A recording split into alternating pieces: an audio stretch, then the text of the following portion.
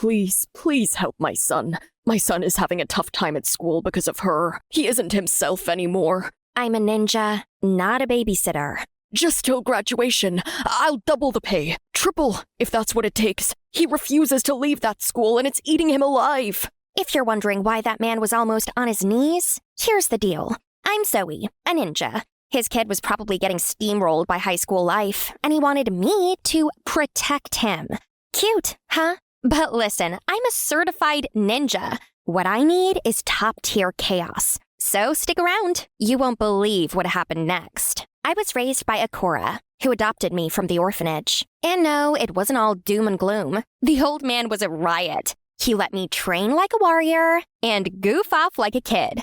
I was also super strong, thanks to his constant training. We went on missions together, and my biggest dream was to earn the Master Ninja Badge, like him. That meant completing the toughest missions. So when Master Akora suggested I go undercover in a high school to protect that guy's son from his crazy bully, I already said no, Dad. It's a fat paycheck, sure, but you know I hate school. That man is desperate, Zoe. I'm too old to sneak into school bathrooms. So, you're plan A. Can't the boy just switch schools? Maybe. Ask him yourself. Also, this might be good for your social skills. I have skills.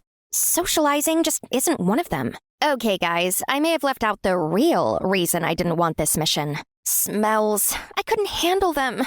Ink, perfume, cafeteria funk. They were my kryptonite. I quit regular school and started homeschooling because of them. Ugh. Taking this mission meant facing a full-on nasal nightmare. Changed your mind? What happened to the cool missions? Like fighting mafia lords or chasing stolen artifacts. I can't do this. Shame. Could have been your shot at the Master Ninja Badge. Guess I'll call someone more capable. Find someone else? Nah, I got this. You said you can't. I will do it. There was no way I'd lose my chance at the badge, even if it meant surviving a high school. And it smells. My determination took a serious hit the moment I stepped into this chaotic school. Between the sweaty teens and overpowering scents, I felt like I might hurl. The second I entered, a flying blob came right at my head. I ducked like a pro. Too bad Sonia, the terrorizing bully I was here to keep an eye on, wasn't as lucky. OMG! Who launched this gunk? At her question, all eyes turned to... Finally! The reason I was here. Ian. I'm sorry. It's just advanced collagen with SPF. Just testing it out and... Spare me the nerd blab. Still on your save your vampire dad quest, huh? We should just take him out to the sun and watch him vaporize. Everyone started laughing, but I couldn't even figure out what was funny. Hey, he apologized. Oh, you're new here, aren't you? You're going to wish you never messed with me. First, I can't blame myself for what happened next. She was way too close, and her perfume was intense. Oh no, I'm so sorry. I have a smell thing. Your perfume just... You're dead meat. I braced for a fight, but Ian dragged me out of the classroom and into the school lab that just reeked of chemicals. Then he started talking. Okay, newbie, we're officially doomed. Sonia doesn't forgive. Trust me, I know her too well. We need a plan. And kept talking. All right, you sneak out, get a canvas, paint, I'm sorry, Queen Sonia. No, wait, I'll blow up her photo, add in chocolates, maybe a marching band. At some point, I stopped listening and just fed my eyes. Up close, the guy was hotter than hot. What? A dramatic apology to Sonia? She's tough, but not happening. And I already said sorry. You can stop shaking. She's not Medusa. You really don't know Sonia. But hey, I like the fire. I'm Ian Flake. Zoe, rule number 1 of being a master ninja, never tell anyone your full name. What's with a hurling? First aid jitters? No, it's Sonia's perfume. Strong smells make me queasy. So it's not just me. Back when she was my girlfriend, I legit considered wearing nose plugs. She's your ex? Yeah, broke up with her because she's a big meanie, so she's after my head. Adverse to strong smell. I think I've got a fix. Before I could blink, he turned mad scientist. I've been in charge of this lab since senior high. Best part of schooling here. What's special about this stinky place? The equipment. Top notch. I'm actually working on something for my dad. He has this skin condition. Sunlight really hurts him. That's when it clicked. His dad. The one who came to me wore that long cloak and wide-brimmed hat. Is that why they call him Vampire Dad? Yeah. Spray this around your collar. It'll neutralize strong scents. Trust me. Oddly enough, trusting him was a breeze. As I sprayed, the weird scent seemed to vanish. It works! Genius, right? 100%!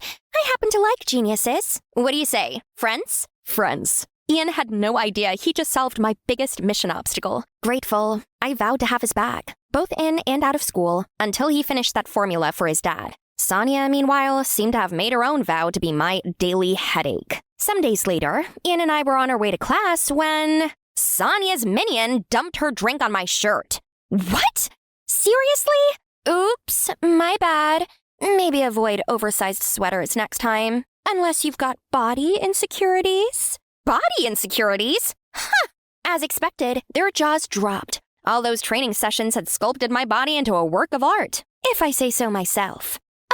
It's not that impressive. In a fit, Sonia slipped and fell into the product of her schemes. Oops. Way to drink juice. Do you always pull your clothes off randomly? I just want to give Sonia a good look at this masterpiece. I mean, come on. I clearly have the best body, right? Wait, was he blushing? The next morning, after my last face-off with Sonia, I got to class to find everyone acting strange.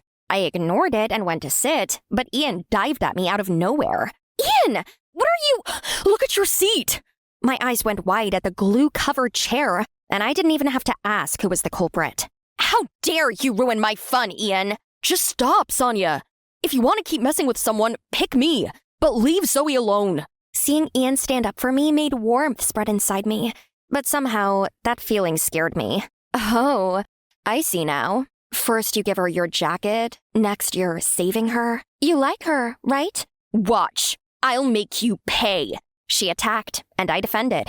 Before things could escalate further, a teacher walked in. Sonia, detention. Now. Turns out, Ian had already reported her glue prank with picture evidence. The class cheered, revealing that most of them disliked her, but just kept quiet because her uncle owned the school. Sonia was humiliated. That day, rumors about me spread fast. Some said I was a secret assassin, a kung fu prodigy, even an alien. But it wasn't the rumors that bothered me. It was Ian. That move. How did you do that? You were like a ninja. And the way your blue eyes glowed. Do you know how lovely they are? Sonia was right. He liked me. And honestly, I was starting to like him too. But falling for the client is against the rules. I wanted that badge, so no distractions allowed.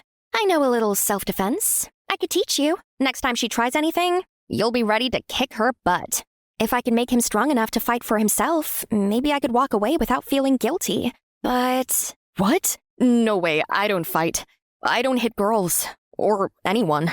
Was this guy serious? He was too nice. It was unbelievable. For days, I spied on him, hoping to find a mean streak, a sparkle of villain energy I could ignite against Sonia. But Ian was just kind. No darkness. Just maddeningly kind.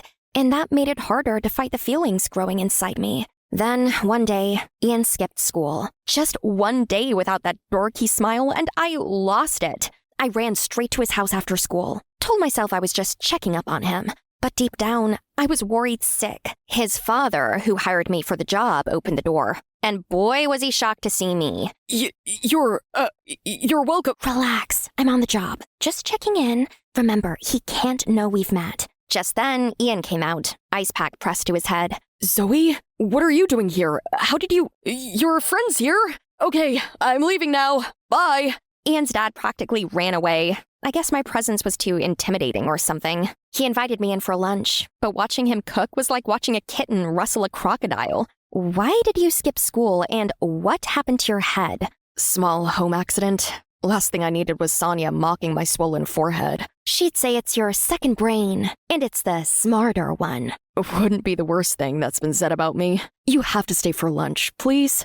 Move over. I've got this. I don't know what demon of domesticity possessed me, but I took over the stove like I knew what I was doing. Spoiler alert, I didn't. Did you just deep fry eggs? I've never cooked before, okay? Seriously? So what do you do for fun? Would I sound like a maniac if I said, fighting bad guys in the dark? Yeah, Probably, reading?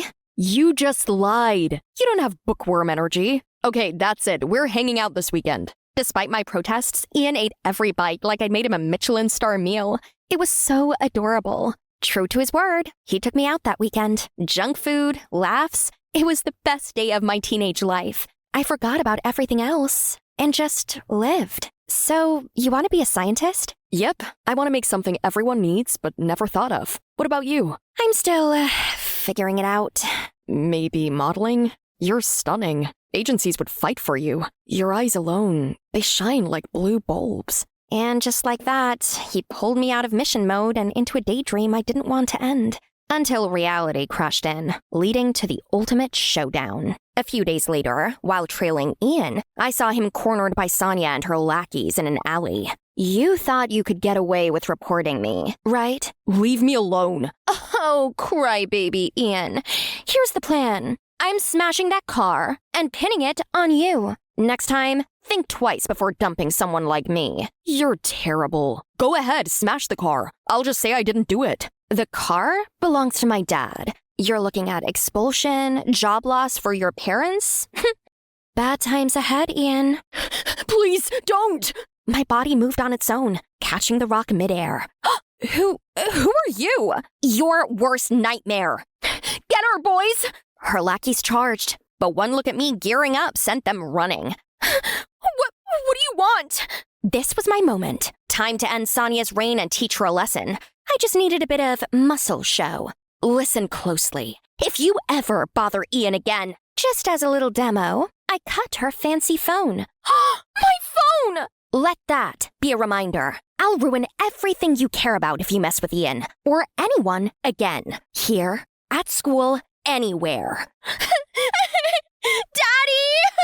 Sonia bolted out of there like she was auditioning for the Olympics, leaving me with Ian, who looks like he just met either an angel or the devil. You shouldn't let others push you around like that. Confident that I didn't blow my cover in any way, I jumped away before he could reply. Sonia transferred to another school after that. Without her, school life was so much easier. Ian was a happier version of himself now. He'd successfully made the lotion for his dad. And with some publicity from his now-healed father, it was now highly in demand. I was happy for him, but I was also sad because with Sonia gone, my mission was over. Leaving the school meant leaving Ian, and that weighed on me. What's with the glum face? You nailed your mission. Tomorrow, you meet the client, collect your final payment, and earn your badge. I know.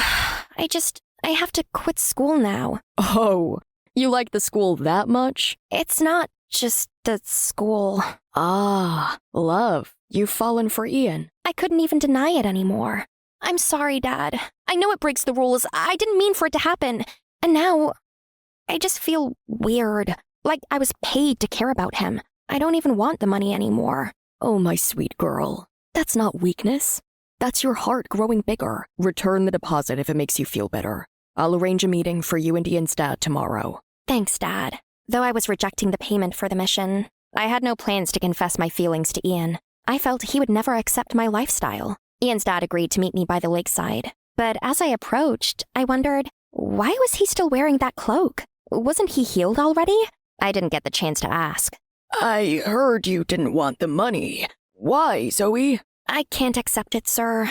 I was more than happy to do it out of love. All right, I'll spill the beans to my boy then. Let him know you're in love. Wait, no, please don't. Too late. He already heard.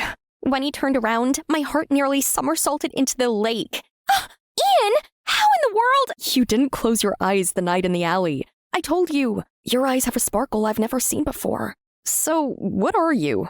An assassin? A ninja? Secret agent? Spy? I... Doesn't matter. I love you. And now that you've confessed your feelings, no takebacks. You're not scared of me? Scared? Zoe, I'm amazed by you. The very first day in the lab, I knew you were different. Strong, brave, absolutely impossible to ignore. Be my girlfriend, Zoe. Fine, but I'm not saving you from any deranged exes anymore. Deal. But teach me some self-defense. In return, I'll give you proper fried egg lessons. I thought fighting wasn't your thing. Well, if my girlfriend's a ninja, I better learn how to throw a few punches so you don't have to fight alone. What do you say? Trade-offs are as old as time. It's a deal. Sometimes life feels perfect until the unexpected shows a new kind of perfect. When it does, don't be afraid. Embrace the change, because that's the magic of truly living. The endless punches into the air drained every ounce of energy from my body, and still, my trainer didn't flinch. She kept her eyes fixed on my every move. Hi, I'm Audrey, and that strict woman is watching me like a hawk? That's my mom. Punch harder! Again, Audrey!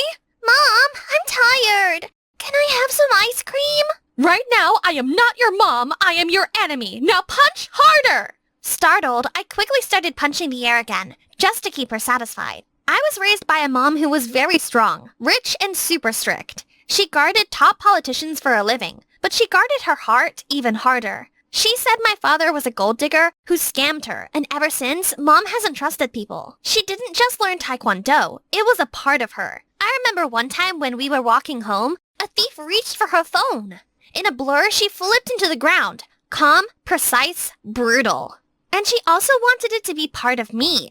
We trained before sunrise and after sunset. No excuses, no breaks. Taekwondo became second nature, but it came with a cost. When I was 17, there was this guy in class I kinda liked. We had been eye-flirting for months. One day, he came around, and I strongly believed he wanted to ask me out. Hey, Audrey, right? I was wondering if you wanted to... But the moment his hand touched my shoulder, I grabbed his wrist, flipped him over my desk, and pinned him down, making everyone gape. Okay. Wow. So, that's a no? I'm so sorry. I didn't mean to. Reflex, just reflex. He nodded, but still backed away from me, just like the other frightened students. No worries. You're cool. Just, maybe too cool for me. Yeah, I'll, text you. Or not. Probably not. I wish I could say that was the last time, but it wasn't. Every time someone tried to touch me, even just by accident, I reacted like it was an attack. My reflexes were too sharp, too fast, too dangerous, and that made no one want to be friends with me.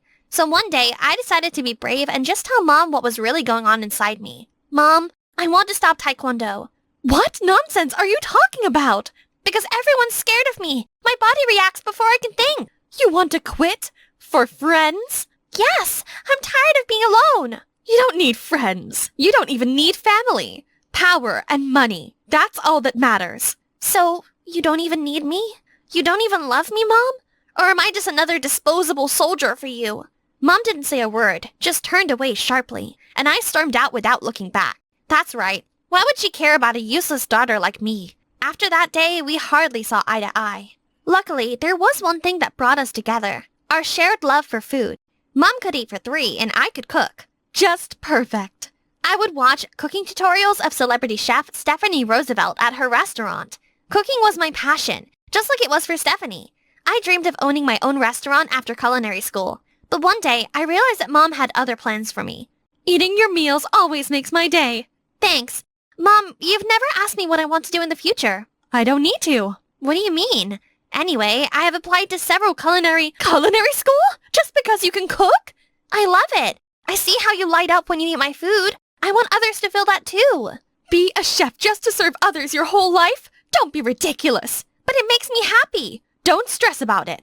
I said no. No matter how many times I begged and tried to convince her, she kept saying no. So I started secretly practicing my cooking and applied to my dream culinary school behind her back. And to my surprise, I got accepted. I was determined to go, and even without Mom's support, I had my plans. By the way, Mom's out on a work trip today, so I quickly did an auction of everything in my name. My car, some of my designer clothes, and shoes. I got enough money that would take me through school for at least the first year if I was smart about it.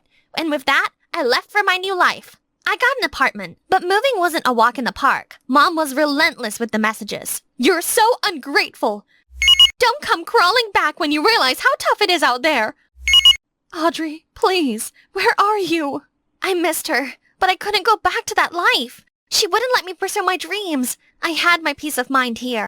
But the peace of mind did not last. Paying for school and living costs was too much. The money I made from selling my stuff was quickly running out, so I had to find a job to prove to Mom that I made the right choice, and I wasn't a quitter. That's when I saw a guy sneaking up on a lady. Ah! Help! I I couldn't just stand there and watch someone get hurt, so I dashed towards them, taking the guy down like a sack of potatoes. Are you okay? But the moment I looked at the lady I saved, I couldn't believe it. No way! Stephanie Roosevelt? She was the popular chef I secretly adored. Yeah, that's me. And who are you? Is this a setup by two crazy fans to get my attention? What? No, I was just helping. The guy scrambled up and ran away. Instinctively, I grabbed a rock and bullseye. He collapsed, and minutes later, the police took him away. Thanks for saving me. Are you like a martial arts master or something? You're looking for work? Maybe I could hire you to be my personal bodyguard and keep freaks like him away. Name your price. It was tempting. I mean, who wouldn't want to be close to their idol? But I had to tell her my dream. This could be a big opportunity, but I was running out of time because people were starting to recognize Stephanie and she was becoming uncomfortable. Thanks, but I'm not really into bodyguarding stuff. In fact, I'm a big fan and learning to be a master chef just like you. Maybe instead of being your bodyguard, I could be a chef in training at your restaurant? In response, she took out a card and handed it to me. Why don't you come over to my restaurant tomorrow at 5 p.m.? We'll talk about it. I couldn't believe my luck. Meeting Stephanie in person was like a dream come true, and it seemed like it wouldn't be the last. The moment 4 p.m. clocked the next day, I rushed out and took a cab straight to Stephanie's restaurant. I was so excited at the thought of working in her restaurant. Hello? Audrey, you made it! Thank you so much for this opportunity. You're welcome. Now follow me, you low-class citizen. Are you talking to me? Do you see anyone else in the room? Now come on, let me show you where you'll be working. That should have been my cue to walk out on her. But I didn't, and things just went downhill from there. Instead of assigning me to work in the kitchen, Stephanie assigned me to be a waitress. I thought I was going to work in the kitchen. Ha! No way you'll be a chef here without any certification. Maybe after you graduate. But you said? Of course I said that. People were filming. Maybe if you pass the test and your school is a great chef, then I might consider giving you the kitchen position. I was so mad that Stephanie didn't keep her word, but I stuck it out. I needed the experience for my own restaurant someday. Still, it wasn't easy. Stephanie's real-life personality was nothing like the one she showed on the screen. She was mean to her entire staff. This table isn't sparkly enough. You're fired. She found fault in everything and kept firing people. Not tasty enough. You're fired. Everyone seemed used to it. They didn't fight back because they needed the job.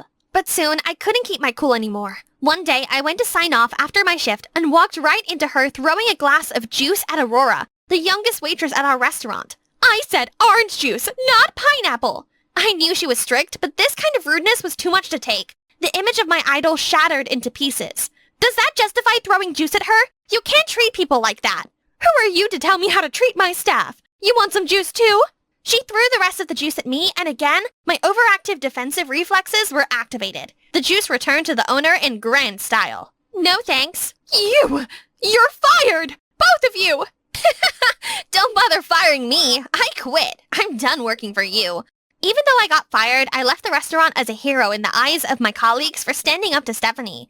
I refused to let it be the end of my journey, so I kept learning at culinary school. Just before our graduation, we had a cooking competition that would determine our starting badge in the world of chefs.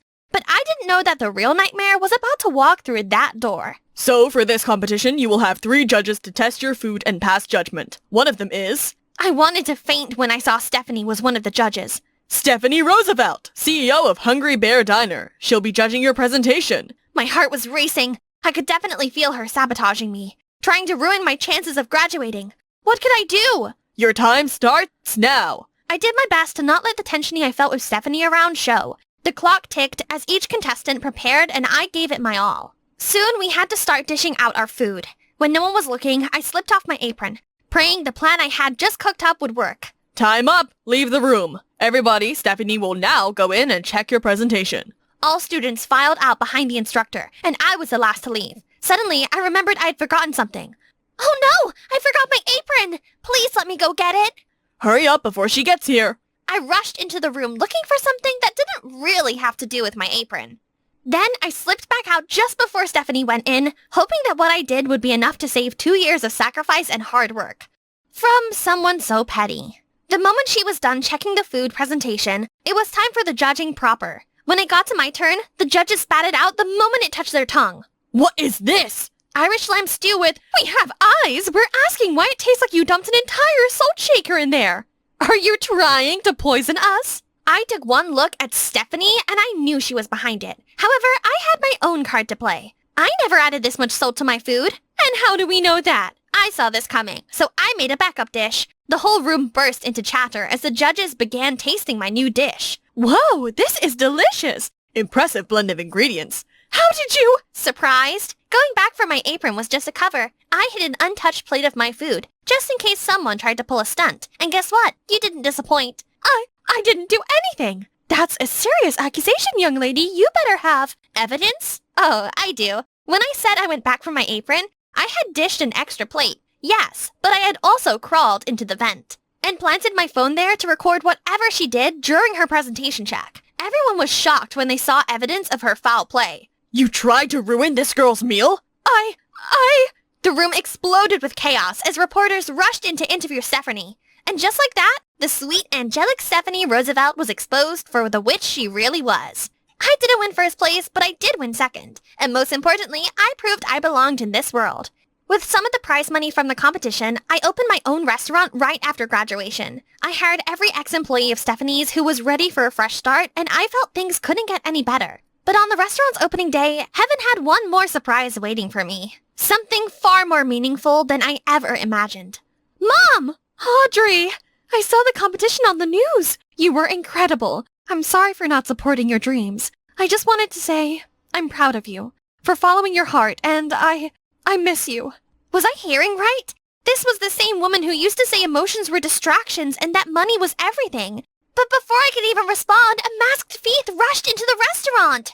Everybody get down now! Phones, wallet, jewelry! While everyone panicked, Mom and I stayed calm, which only made the thief more irritated. You! Yeah, you in the apron! Hand over your phone! Oh, my phone? Sure, come and get it. He reached out to snatch the phone, and that's when it happened. In a lightning-fast move, I grabbed his arm and flipped the thief over the table, disarming him and pinning him to the ground with one knee. Everyone cheered for me, but it was the smile on my mom's face that made me feel the proudest. Well, at least all those years of Taekwondo didn't go to waste. At that moment, I realized I didn't have to choose. I could be both the fighter and the chef. My strength and my passion weren't at odds. They were my superpower. It took a lot of effort, but I finally got into the military school that I've always dreamed of. I'm now one step closer to being an actual soldier. Ah! Hey, midget, move it. You're blocking my way. What? How dare he? This rude guy deserved a lesson. Suddenly, a hand grabbed my fist. I looked up. Oh, it was some tough-looking guy with tanned skin and bright eyes. He picked up my backpack and said, First, you have to know your enemy. He's Eric.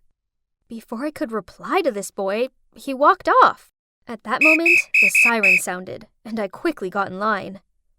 Choose your groups. You have 1 minute. Looking around, I saw two guys looking as awkward as I did. So I shuffled over to them, and we became a group. Oh, but wait. Why did that guy who picked up my backpack team up with that obnoxious jerk Eric? It turned out our groups would be our roommates, and we were placed in room P02, which was right opposite Eric's room. My roomies are Tom, who was forced here due to his family's military background, and Henry, a notorious playboy who was sent here by his father to stop his opulent ways and learn how to lead a disciplined life. What about me? Well, I'm a girl. My disguise is awesome, right? You see, I have a twin brother, Jack, so I took his identity, and voila, here I am. Ever since I was a little kid, I've loved martial arts and always dreamed of one day becoming a soldier. I thought life here would be great, but it certainly had its challenges. Every morning, whatever the weather, we have to wake up at 5 a.m. and run around the yard. The showers were ice cold, and worse still, 'cause I'm a girl, I had to sneak into the freezing shower block in the dead of night when no one was around. And physical education here is surely rough. Although I train a lot, I'm still always ranked at the bottom. I also struggle to finish the massive meal portions here. Not only do we have to work out loads, but our chores are also endless. Cooking, gardening, ironing, helping out with constructions. I was a novice at these things, so I was super clumsy and messed them up. Luckily, I always had Tom and Henry on my side. Tom is a nerd, And although he doesn't like studying here, his grades are top of the class, and he gives me the answers to the questions I don't know. As for Henry, he gets top grades in PE class. And even though he teases me a lot, he's the one who protects me from Eric. Speaking of Eric, he's a jerk who teases weaker students in school. But he gets away with it for one simple reason. His dad's in charge. And as for that boy that warned me on my first day, yeah, turns out he's called Ellis. I can't quite work him out, even though he often hangs out with Eric and participates in his meaningless dumb pranks. One time, after Eric knocked a younger kid over, I saw Ellis go back and check he was okay. Friend or foe? Who knows? Today we have Taekwondo class. Perfect. I quickly challenged a smug-looking Eric. Too bad he doesn't know I have a black belt. Ha! And as I predicted, I kicked his butt in just 3 moves. K.O. I walked over to my 2 fellows with a big triumphant smile on my face when Henry suddenly rushed forward and pushed Eric down. Turns out he was sneaking up on me from behind. Nice try, coward. But sorry, dude. We 3 always have each other's back. We were laughing about Eric's defeat when the lunch bell went. But, oh no, the room was locked from the outside. Eric has to be behind this. No worries. The food here sucks anyway, Tom said while pulling a bunch of food out from under his bed. Again, Tom? You've already been punished twice this week for sneaking food in here. Suddenly there were noises outside. I went closer to the door to listen when it burst open, and in stepped an officer. I stepped into the corridor to see everybody was gathered around whispering, while Eric was on the ground, looking pale like he'd just seen a ghost. Oh my god. The door of room P01, Eric's room, had weird scratches all over it. It looks like those scratches spell out a word. Jacob. So there's a monster named Jacob. Well, that's comforting. P02! You all missed lunch, so I want 5 laps around the yard. And also 5 points are deducted for bringing in outside food. Ugh. Points deducted again? At this rate, we'd never gain access to the entertainment room. Oh, here we keep scores between rooms, just like in Harry Potter with the house's points. It's quite a competition. At the end of the week, the room with the highest score gets access to the entertainment room. You know, watching TV or using social media are considered a huge reward in this strict school, but it's hard to earn points. Meanwhile, you can get them deducted for any reason. For me taking a shower at the wrong time, to Henry skipping theory lessons, and now Tom and his snacks. Ugh! What does Jacob mean? Anyway, seeing Eric freak out like that was hilarious. Jacob is a name. Don't you see that, Jack? He's Eric's ex-roommate. I heard that he's missing. Hey, Tom, is there anything you don't know? I see. But why did that missing Jacob scare Eric so much? We're never going to get into the entertainment room. It's all work, work, work in this place. Who cares about that stupid room? This weekend, there's a prom at the local girls' school. I have a step-by-step plan for us. We'll sneak into the school milk delivery truck to get there. Then I can finally talk to some lovely girls instead of those aunties in the kitchen. That sounds good. Hey, maybe you'll even find your first love there. Right, Jack? Huh, they had no idea. Anyway, the thought of getting out of school for a bit was appealing. That weekend, Henry stole some of the gardener's casual clothes, and then we hid in the milk delivery truck to attend the prom. As soon as we got there, Henry had already got himself all smitten with a cute blonde, while Tom spent all his time debating World War II with a girl majoring in world history. As for me, I really enjoyed all those tasty cupcakes. But why wouldn't the girls quit pestering me? I guess it proves that I look quite manly, right? We gotta go. The bus to our school is about to come. Change to your uniform. You have 1 minute. I quickly got changed, then ran after them so fast, I bumped into someone, and we both fell to the ground. I was in such a rush that I could only say sorry, pick up my dog tag, and run out into the road to catch the bus back to school. Where did you guys just get back from? They just helped clean up the cafeteria, sir. I just got back from there. Hearing this, the officer stopped questioning us. But, why did Ellis help us? Isn't he meant to be on Eric's side? While indulging in thoughts about it, I took out the dog tag from my pocket and was about to put it around my neck. But wait, it's not mine. Look, guys, this dog tag has the name Jacob on it. I quickly showed them the dog tag and explained the incident to them. I must have picked up that guy's tag by mistake. Could it belong to the missing Jacob? Or was it merely coincidence? I mean, Jacob's a popular name, right? The next day, as we were helping to distribute food in the kitchen, there were noises coming from the dining area. As soon as I went out, I saw Eric sitting on the floor, shivering in fear. Next to him was his bowl of soup splattered everywhere. At first, I thought he was playing some tricks to get us to clean up. But no, looking at the way he ran out of the cafeteria in panic, something must have happened. I bent down to pick up the bowl. Oh my God. And it was a dog tag with Jacob's name on it. But the dog tag I took by mistake yesterday is still in my pocket. What's going on? Eric was so preoccupied with the Jacob stuff, he didn't have time to taunt us, so our room got the highest score for the first time, which means we would finally get to experience the entertainment room. But as soon as we reached the lobby of the utility area, something didn't feel right. A bunch of kids were buzzing in front of the entertainment room where the hazy smoke was coming from. Thinking there was a fire, we rushed to put it out. But no, it was only a smoke bomb.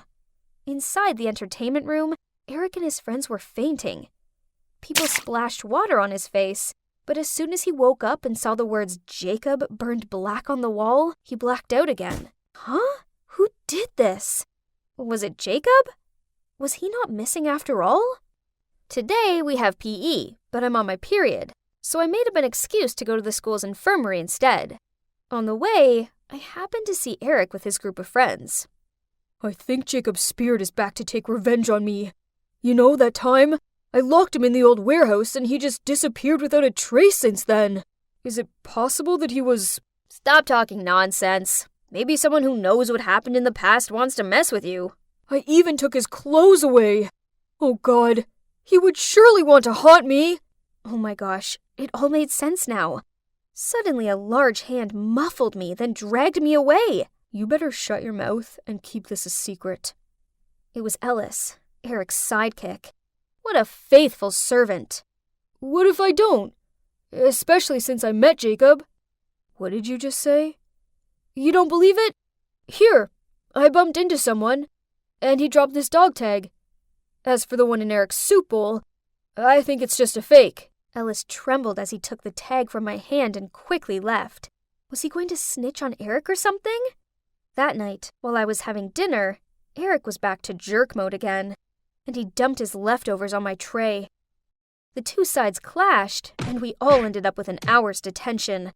The punishment sucked. They locked each of us in a tiny room containing one chair and left us to think about our wrongdoings for a whole hour.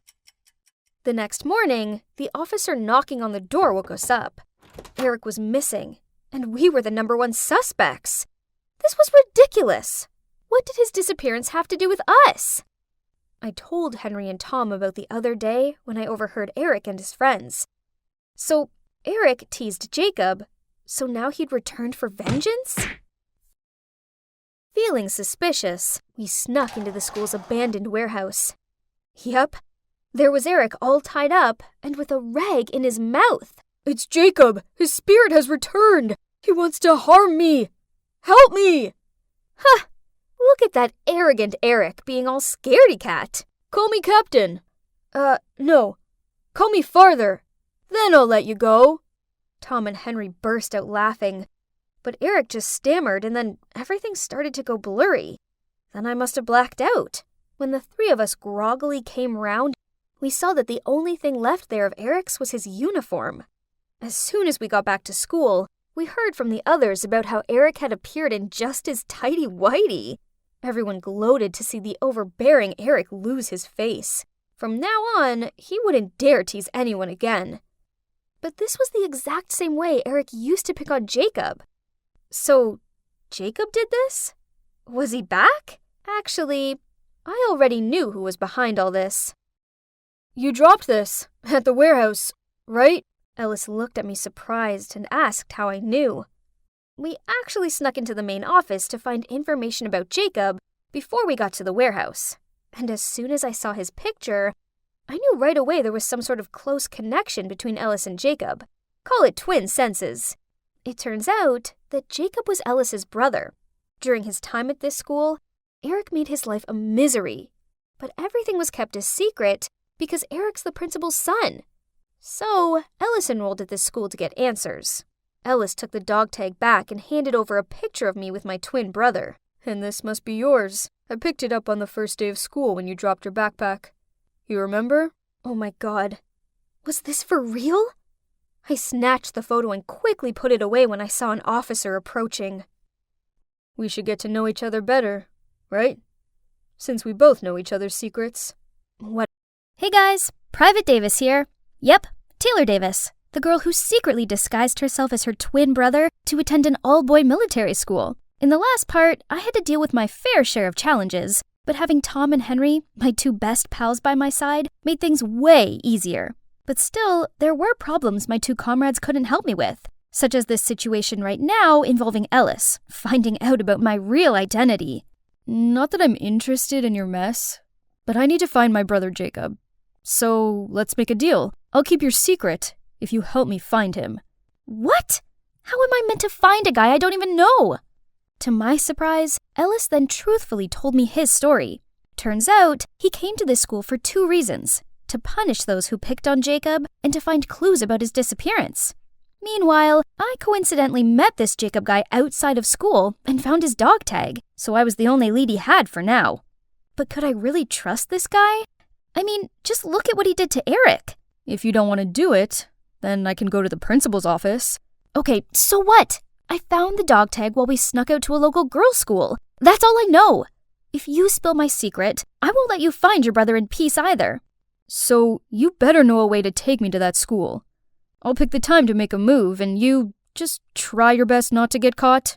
The next morning, I was walking to class as usual when I passed a bunch of guys huddled together, whispering something about me?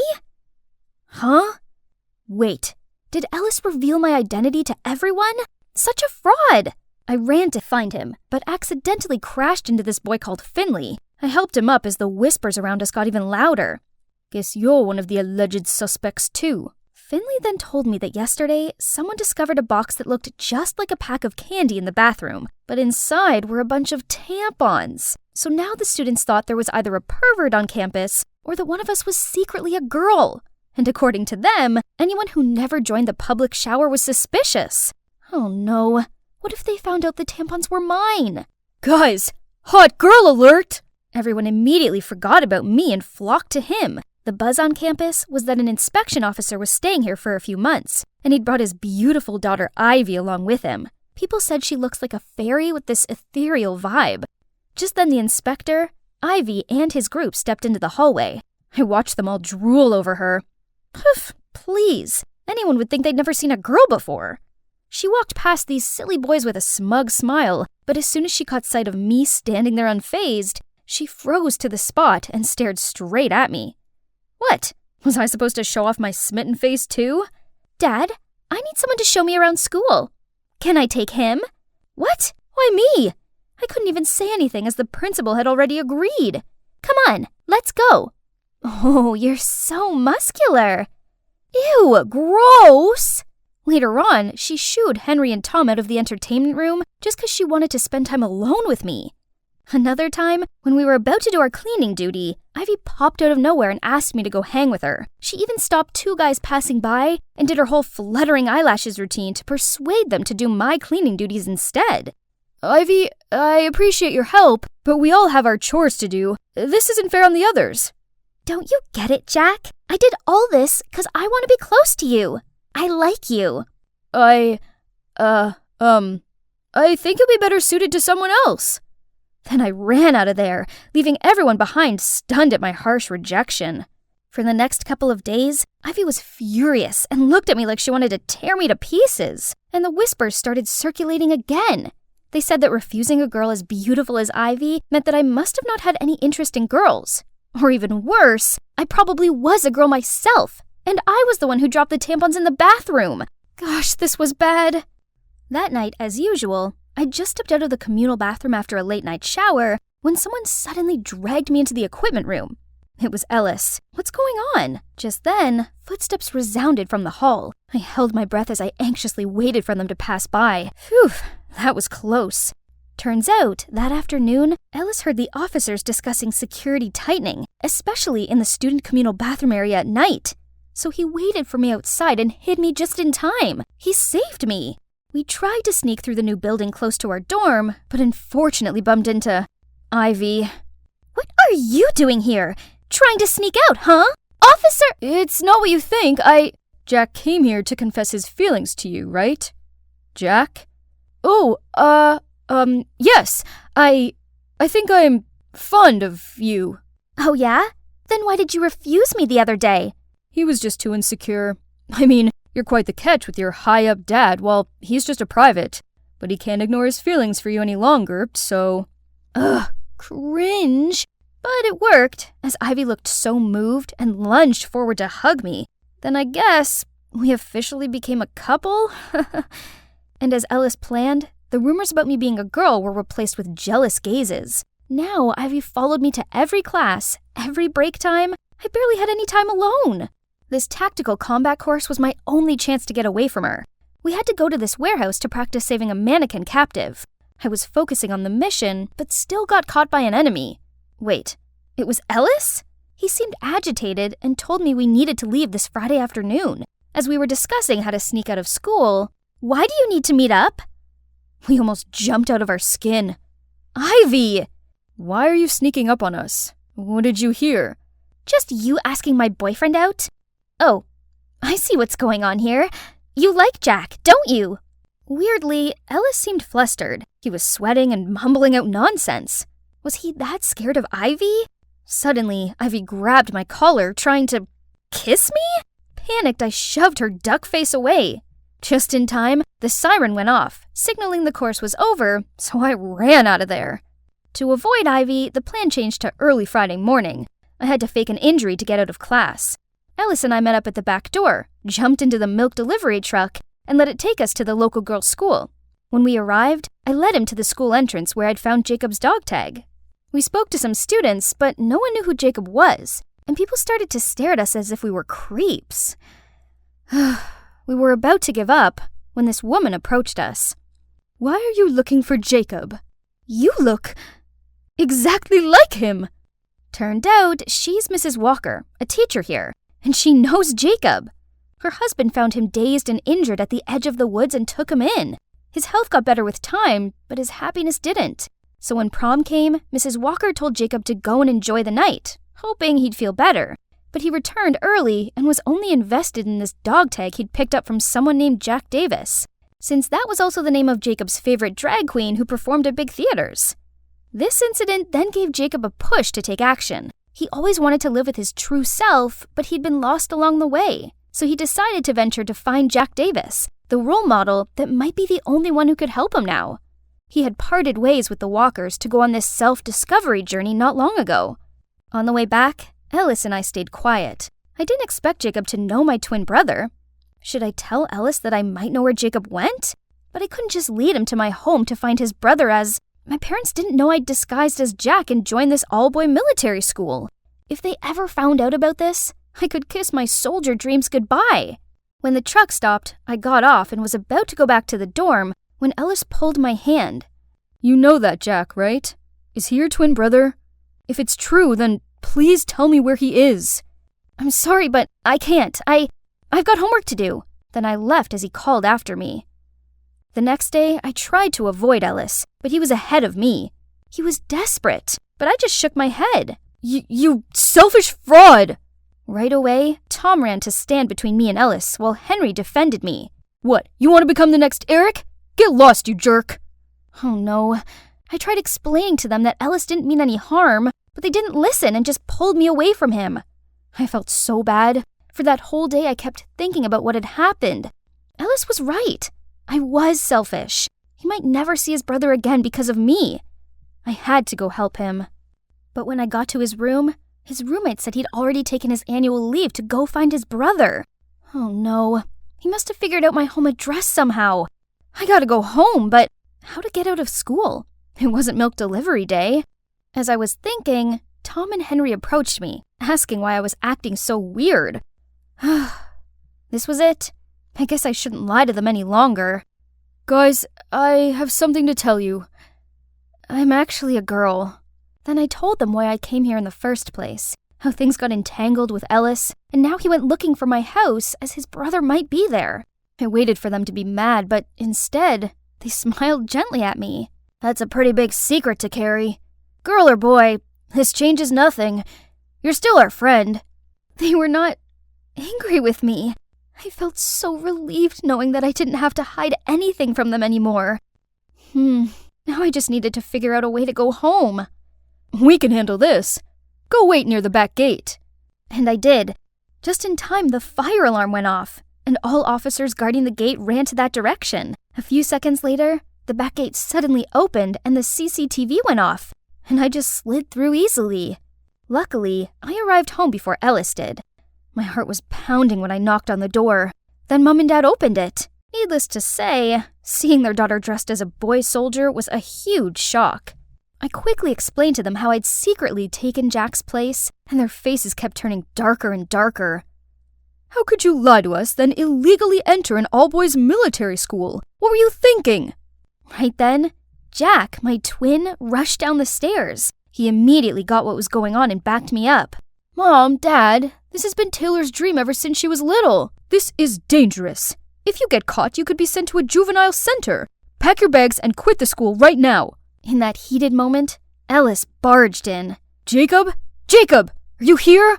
Where did you hide him? I tried to calm him, but it was no use.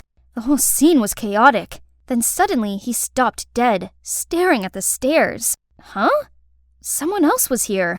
Someone with silky, long hair, a beautifully made-up face, in a super pretty dress. It was Jacob. He apologized to my parents for his brother's behavior. Then we all sat down as he told us how he realized from a young age that he was interested in feminine things. So he used to sneak into his mom's closet and use her clothes and makeup. One time, his parents caught him and they were so worried about his deviant behavior, they forced him to attend military school, hoping to straighten him up. But of course, he didn't fit in there and was fed up with being teased by Eric. So when he saw a chance to run away, he did so without hesitation, cutting off all ties with the school and his family. Luckily, the walkers found him in the woods and took great care of him. Still, it wasn't enough. He needed to discover his true self, so we came to Jack's. I beg of you, don't make me go back home again. I can't stand the disappointed look on Mom and Dad's faces. I just want to be myself. I know it must be hard, but you gotta go home and face your parents. Once they know how you truly feel, they'll understand. Mom, Dad, I'm sorry for being so reckless, but being a soldier is my dream. Please give me a chance. I can't let you do it. But you can have till the end of the semester to pack your stuff and say your goodbyes. That's it. Just then, I heard footsteps outside. It was Ivy. What was she doing here? You tricked me. I already knew there was something weird going on with you and Ellis. But you're a girl? Lucky me, I had your whole secret recorded here. Let's see how my dad punishes you, fraud. This is bad. Ellis and I jumped into his car and drove back to the school immediately. But we arrived back to an unexpected situation. The principal, aka Eric's dad, was already packing his things, and a strange lady with a stern look was sitting at his desk. Wait, did this mean we had a new principal? Yep, turns out the inspection officer came to school to investigate our principal on allegations that he'd been condoning his son's mistreatment of other students. And it was none other than Ellis here who had been gathering up evidence to help him. Then what about me? Well, in return for Ellis's assistance, the officer decided to let me stay and study here. In fact, the new principal even had some other plans. Finally, it's the end of the semester. Whew! And you know what? Our school now officially welcomes female students, which means I'm legitimately the first girl in school. I'm so grateful for our new principal.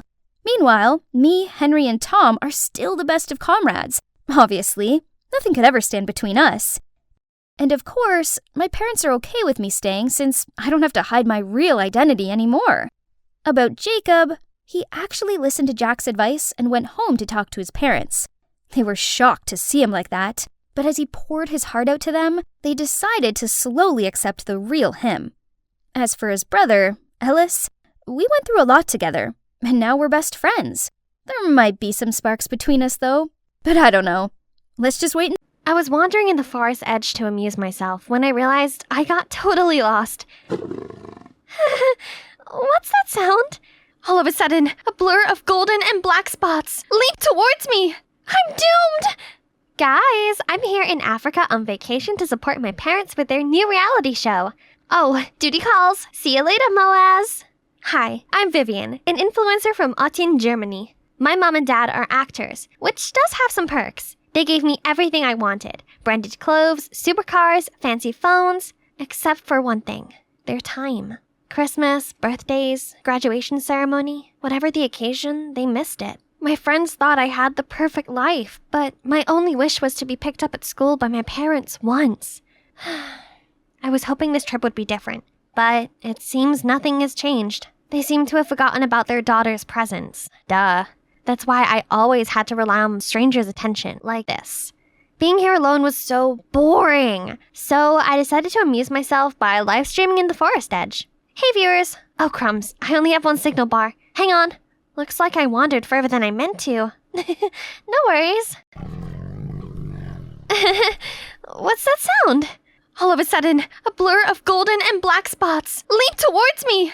I'm doomed! I still haven't eaten caviar pizza, and I still don't own a Gucci bag in every color! I haven't even become prom queen! I can't die! Wait, were my eyes deceiving me? Or was the leopard really knocked out by some jungle guy swinging on a vine? Oh boy, he sure does resemble Tarzan. Beautiful! Thank you? I turned to reach for my phone and realized it had fallen on the ground, and I was still live streaming. Viewers were bombarding me with sad and wow face emojis and flooding my comments with concerned messages. Then my parents and the crew showed up. Turns out this guy had been lost in the jungle since he was a little boy, and he was raised by monkeys. His parents had passed away by now. I know, but I got lost too. Then Mom and Dad announced that they'd bring this jungle boy home under the guise of being charitable. Pfft, wasn't it for publicity? They named him Taz and gave him a makeover. Well, at least they tried to. All the suits he tried on tore, as he was way too muscly. It took an entire box of candy bars to make him agree to shave, and he still refused to cut his hair. He could only speak a limited number of words and sentences he remembered from being a kid, so Mom and Dad had to hire a tutor to teach him to read and write, which was me. He hated living in the house, and after several occasions where he climbed out of the window and slept in the garden, my parents built him an amazing jungle zone room. But then he kept me awake all night with his incessant ape howling noises. My parents even brought him to their shows, and all they talked about every day was Taz this, Taz that, which made me feel like an outsider. This was really hard for me, but I tried to be patient. Then one day, my parents told me the worst news ever. Taz is going to come to school with you as your bodyguard. We don't have time to do it. At least this time we'll know you'll be safe. What? But I don't need a bodyguard, especially not one that can't even speak properly. Taz knows basic conversation now. I don't see the problem. So the next day, Taz started to stick to me. I set some ground rules. He had to stay 10 feet away from me at all times, and he wasn't allowed to mutter a single word to me. Thankfully, Mia, my bestie, was there to provide some normality to the freak show that was currently my life. Coffee for the hottie. Don't drink. Me test first. Taz say safe for V to drink. Yummy! Then I quickly explained everything to her. He's kinda hot. In a wild way. Don't you dare say that again! But later, despite my rules, Taz stuck to me like glue. Parents told Taz must guard V. Worst of all, the other students treated him like a celebrity. They took his photo, asked him dumb questions which caused traffic congestion in the hall. He immediately ran up the wall like a ninja to escape the crowd, making them even more excited and chase after him. That night, I checked my Instagram and was excited to see that I was only 2K followers away from 500K. Yahoo! Then an account caught my eye. That dude even has a fan page? For real? He stole my parents, my school popularity, and now he's trying to steal my followers too? What's with these crazy people? Why are they all so obsessed with him? At least there still exists a normal person, and handsome as well. Yeah, my Henry. I've secretly liked him for years, but even this sassy Instagram queen has a weakness. Just looking at him made my legs shake, so I admired him in secret. The next day, I was sneakily putting letters and gifts on Henry's desk when Taz interrupted. Why we do that? It's for love. When you really like someone, you show them with romantic gestures. Okay, it's like giving your last morsel of food to someone even though you're extremely hungry. Got it? Seeing as Taz was huge, it was no surprise he was soon asked to join the basketball team. Guess who else was on it? Yep, Henry. So I've got an idea. Maybe Taz was my way of getting closer to him. I asked Taz to give Henry a soda, but Taz accidentally shook it too hard. So when Henry opened it, he got totally soaked. Then I told Taz to support Henry during the match, but Taz was so into the game that he accidentally pushed Henry's pants down, revealing his Hello Kitty underwear. Everyone laughed at him and he was so humiliated that he ran off the court. After the match, Taz came to me saying he was sorry, then continued, Taz not like Henry.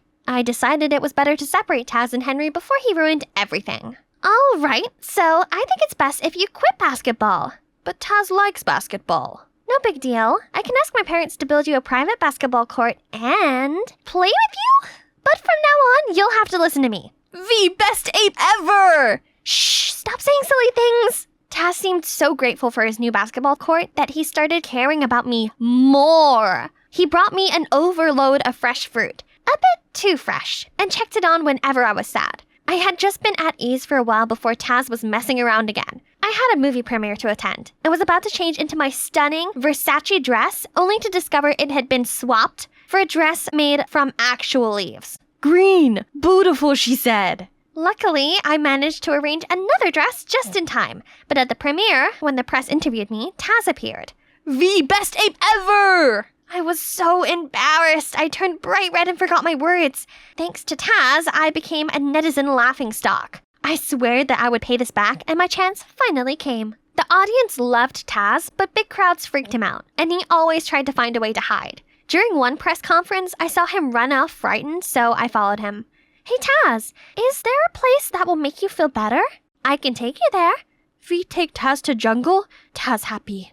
So I took him to the Dower Forest. As soon as we got there, Taz's mood changed. He ran wild and then stopped at a large oak tree.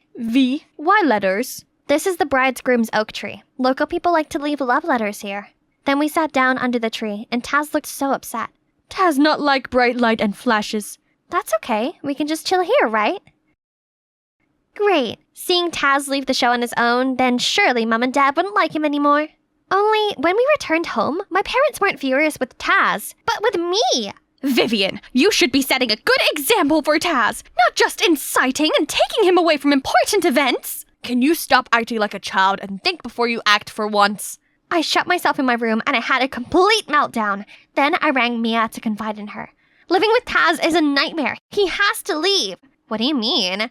I'm going to find a way to kick him out. The next day at school, I was walking along the hallway when Henry appeared in front of me. You have to convince Taft to rejoin the basketball team. We can't win the final without him. Please, I'll do anything you want. Wow, seems like my Christmas gift came early. Anything you say? How about taking me to prom? Actually, that's what I've always wanted to do. Thank you for giving me the opportunity. I was frozen. This was incredible! I guess my kick-out Taz plan would have to wait for now. So I humbled myself to convince him. As expected, with the help of Taz, the team won. Only neither he or Henry showed up to get their trophy. I went looking for them and found Taz pouncing on Henry. Taz, stop it! But he was too full off rage to listen to me, so I had to jump between them. He is completely out of control. You can forget about the prom then. This is all your fault. You stole everything from me since the day you were back from that freaky jungle, and now you've beaten up my crush. All you've done is ruin my life. Why can't you just give me a loan? Then he left. For real. This felt great, as I'd finally got rid of the thorn in my eye. Only, I couldn't shake away this empty feeling. Scrolling through my old comments didn't help, and neither did live streaming. I suddenly realized I missed the special way Taz cared about me. And when with him, I didn't have to hide or force myself to be anything other than me. I aimlessly wandered to Dodor Forest and stopped at the oak tree. A letter poking out of the hole caught my eye. I picked it up and recognized it was Taz's try-to-be-neat but scribbled handwriting. Henry liar. He's with Mia. My head was still spinning when my phone went crazy. I checked and saw my inbox was full of rude comments. Then I soon found the viral audio. Living with Taz is a nightmare. He has to leave. I'm going to find a way to kick him out. I was literally petrified for a few seconds, while netizens kept going crazy saying I was so ungrateful to Taz even after he'd saved my life. How could she? I immediately went to Mia's house to confront her about it. It was you, the only one I confided my story. Oh well, Miss Obvious. It was me, so what? Henry's mine, not yours. He just told you what you wanted to hear to get Taz back on the team, but that moron overheard Henry talking to me and dared to hurt him. You! Hi's, talk about the jungle, dud. Total simp and stupid. I told him you'd love a leaf dress and he totally bought it. Now, if you'll excuse me, I have to get my hair done for a date with Henry. Mwah. I felt like an elephant had slapped right on the face. So Taz was right. Back home, I gloomily pulled out Taz's letter. But hold on, there's still another part. Why didn't I realize it sooner? Right then, my parents arrived home. They'd heard that audio and were absolutely furious. It's your fault Taz ran away. Now we have to compensate for the contracts of the shows he was supposed to be in. You don't care about anyone! Says you! All you do is give me money and that's it. You're never there when I need you. Never! Even Taz cares about me more than you both do. Then I ran off right away. I kept going until I ended up under this bridge. Then I saw him. He was playing with some stray cats and dogs. I immediately ran to hug him and started apologizing, but he pointed behind me and said, Bad guys, bad guys. I turned around to see two figures headed this way. I dragged Taz into the corner and we watched them bundle the cats and dogs into sacks. They were definitely up to no good, so I used my phone to record them, but... What you aiming at, kids? I woke up feeling dizzy to realize that we were both tied up in an abandoned house. Still no reply from her parents. They better pay up, or else. You're wasting your time. They don't care about me. The thieves ignored me and kept calling and calling, but still no answer. That was it. I was gonna die here. We. Then, when it was pitch black out there, the door barged open and walked in Mom and Dad with a bag of money. As the thieves counted the money, Dad tried dialing the police, but one of them came throwing his phone right away and beat him up. Say goodbye to your daughter. Please don't hurt her. Hurt me instead. This really shocked me, as I'd only ever seen other people bowing to my parents before, not the other way around. The one guy raised a plank of wood to hit me, but right at this time, Taz leaped free and knocked them out cold. The police arrived soon after that and arrested the thieves. Mom and Dad immediately rushed to me. Are you okay, sweetie? We were worried sick when you were nowhere to be seen, and we're sorry for making you feel unwanted. We never had money growing up and struggled a lot. That's why we wanted a different life for you. We kept working and thought giving you money over our time was the best way to show our love, but we were wrong. Mom, Dad, what I really need from you is your presence. It's more precious than anything. And thank you for everything. Okay, I protect V. I protect animals too. Now I've realized what I needed the most. It was to always stay true to myself, like this dummy. I didn't want to be some fancy influencer anymore. Instead, Taz inspired me to use my reputation to establish an organization to care for abandoned animals. As for my dear ex-best friend and dear ex-crush, meh, they didn't matter to me anymore. 'Cause you know what? The sweetest revenge is to live a fabulous life. At the end of the prom, I asked Taz about the note. Taz, did you write this? I'm glad you asked. I practiced many times to say those words. Now time to say officially. I like you, V. You're my best ape ever. Is it usual for you to sit on strangers the first time you meet them? This jerk! I'll show him that he's messing with the wrong girl. It's fine! Please don't hit him! Don't worry. And this is for mugging a kid. No, you got it wrong. He just saved me from those muggers. And he was just teaching me how to fight back at them. Oh my. I thought it was just because the boy's bag was on the ground and that guy was holding his arm like he was about to hit him. I awkwardly stood up, literally screamed out to apologize, then ran straight home. So, as you can see, my home's a little different from the usual. My parents run a nursing home, so I grew up surrounded by the elderly. You were so embarrassed that you left him laying there and ran away? The first time I met my husband, I also knocked him over with my Dolio Chagi. Perhaps this boy is your destiny. Poof! No way, Mrs. Jones. Suddenly, my dad huffed past us. Oh no, I know that look. Something was bad. Lately, our finances haven't been so good. I went after him to check he was okay and found him talking to a man in the yard. On seeing me, the strange man waved me over. Do you know this person? Huh? That was the guy I almost punched earlier. That's right. The person you almost knocked out is my son. I saw everything, so I followed you here. He's got in with a bad crowd and lost focus on his studies. I want you to steer him in the right direction. I don't want to be a babysitter. I'm sorry. It's too bad about this nursing retreat, isn't it? Seems like it'll have to close soon. Although, if swayed, I don't mind being a major sponsor. This was insane. So, all I needed to do was keep an eye on his son, and all the nursing home's problems would be solved? Dad said I didn't have to do it if I didn't want to, but how could I say no? Okay, I'll do it. So, which school am I transferring to? Geez, everything here was so shiny. But if I had a choice, this would be the last school in town I ever wanted to attend. I entered the classroom and walked over to the only empty seat that happened to be at the back. I was about to sit down, then... Some dude pulled the chair aside and caused me to fall onto my butt. A hand appeared to pull me up, but as I went to grab it, it immediately drew back, leaving me sitting there embarrassed, while everyone's laughing at me. Oops, sorry. I guess I should only give a hand when asked, right? Ugh. It was Blake. I quickly regained my cool face, sat down, and put on my headphones, pretending like I didn't hear any of those comments from other students about my rustic look. This girl seems interesting. The usual. $1,000 if you can win her heart in a month. Deal?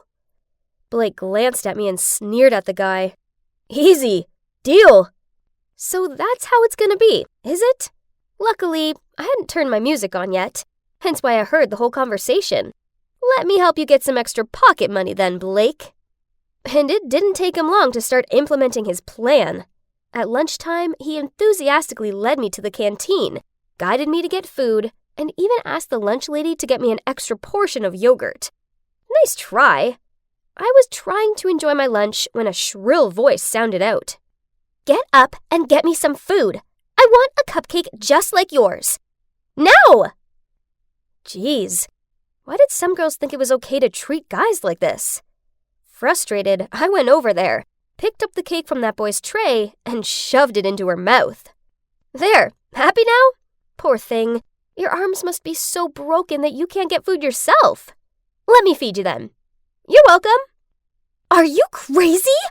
You're dead meat today.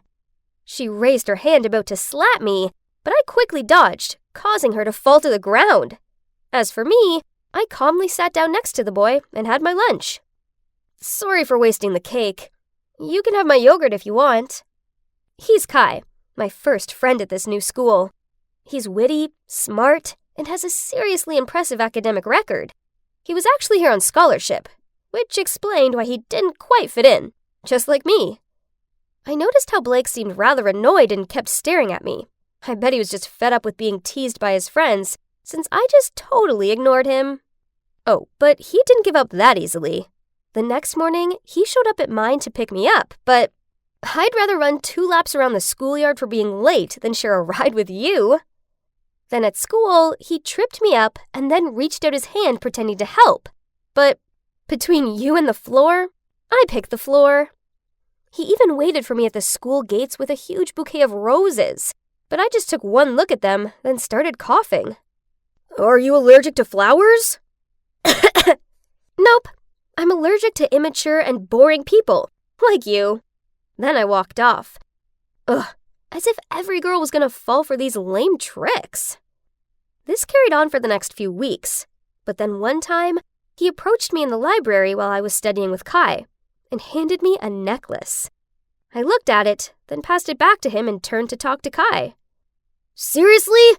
You're turning me down for this nerd? Kai's smart, gallant, and sophisticated. Unlike you, all you are is a troublemaker. Are you looking down on me? Oh, finally! I was wondering how much longer would it take for you to figure that out. Not to mention, you've not helped once with the English Lit essay. You're in my group, but you probably just think the Grapes of Wrath is a rock band or something. So, if I can finish that essay on my own, will you go on a date with me? Fine, but it has to score an A, else you can forget it. And my trick worked. Blake actually completed the essay on his own. He's smart, but he's neglectful of his studies, and it's made him make mistakes. On being handed back the essay, Blake's face fell. He got a B, and even though he knew it was over, he still stayed in class to reread the teacher's comments. It seemed like this was the first time he actually put in the effort to do something. What's wrong? Still in denial of your failure? Blake turned away without looking at me. The rich boy who lost the game for the first time looked so cute. So I put a gift with a message in it on Blake's desk. Needless to say, he was over the moon. In it was a set of clothes I'd bought for him, and an invitation to a bar at the weekend. Why, you wonder? Oh, you'll see.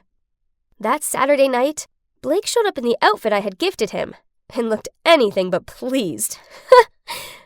I can't come in wearing this. It's so old-fashioned. My friends will laugh at me. You invited your friends too? To prove that you won the bet, right? If you get that $1,000, will I have a share? You already knew it? I was just joking at first. But now... Let's go inside now. Don't worry, we won't be here for long. I dragged him inside, and immediately, his friends didn't miss the opportunity to tease me. Did the fish get hooked? Yes, I'm trapped. Quickly give him $1,000. His family is bankrupt and in dire need of money. Huh? What? You're lying. Look, he's wearing donated clothes. Even his branded clothes have been liquidated. I winked at Blake, and he immediately reacted. Lend me some money. I need a place to stay, a sports car, and pocket money too. At this point, his friends turned nasty and told him he no longer qualified to be in their group. You didn't have to do that. I already knew they only hung out with me for the money. But that's what people are just like. Why would he think that? He must have never been cared for and loved properly. Get rid of that face. This is a date after all. Let me make it up to you. A bar that matches this outfit. So I dragged Blake to our evening party. I told everyone that I brought a friend to lend a hand, and the elderly immediately made him do all sorts of things. Mrs. Hastings asked him to climb the tree to hang the string lights. Mr. Derbyshire called him to chop wood for the campfire, and Mr. Shaw wanted him to taste his homebrewed beer.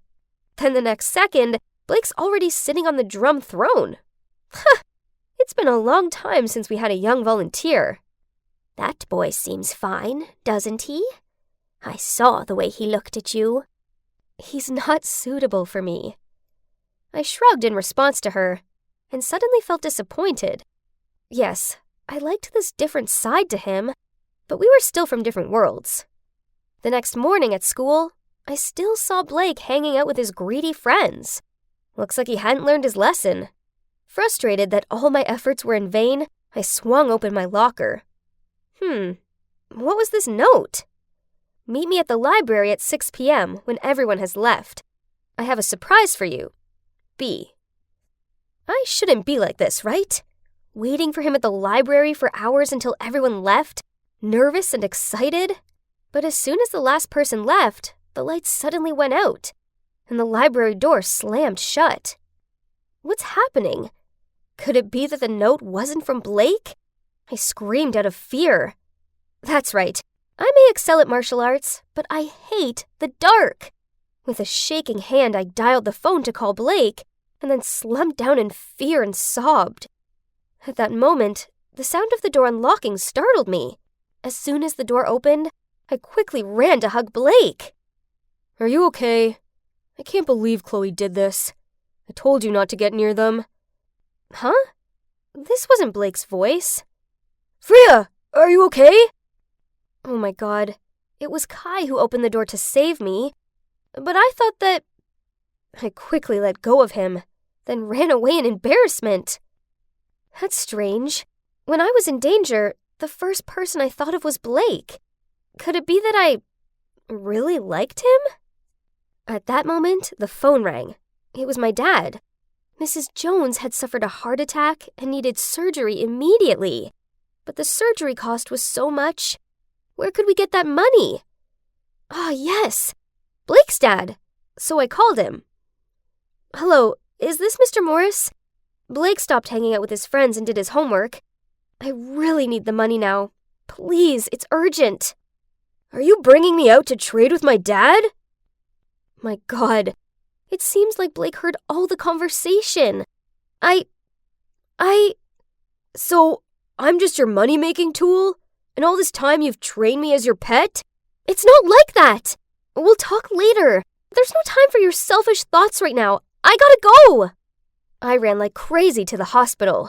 My parents were desperate, and the money hadn't arrived yet. So I called Mr. Morris again. You said Blake had changed. If this is the case, then why did he just get fined for speeding and resisting police? Don't ever call me again. Don't worry, Freya. I'll sell the nursing home land to take care of Mrs. Jones. Everyone's agreed to move to the government nursing home.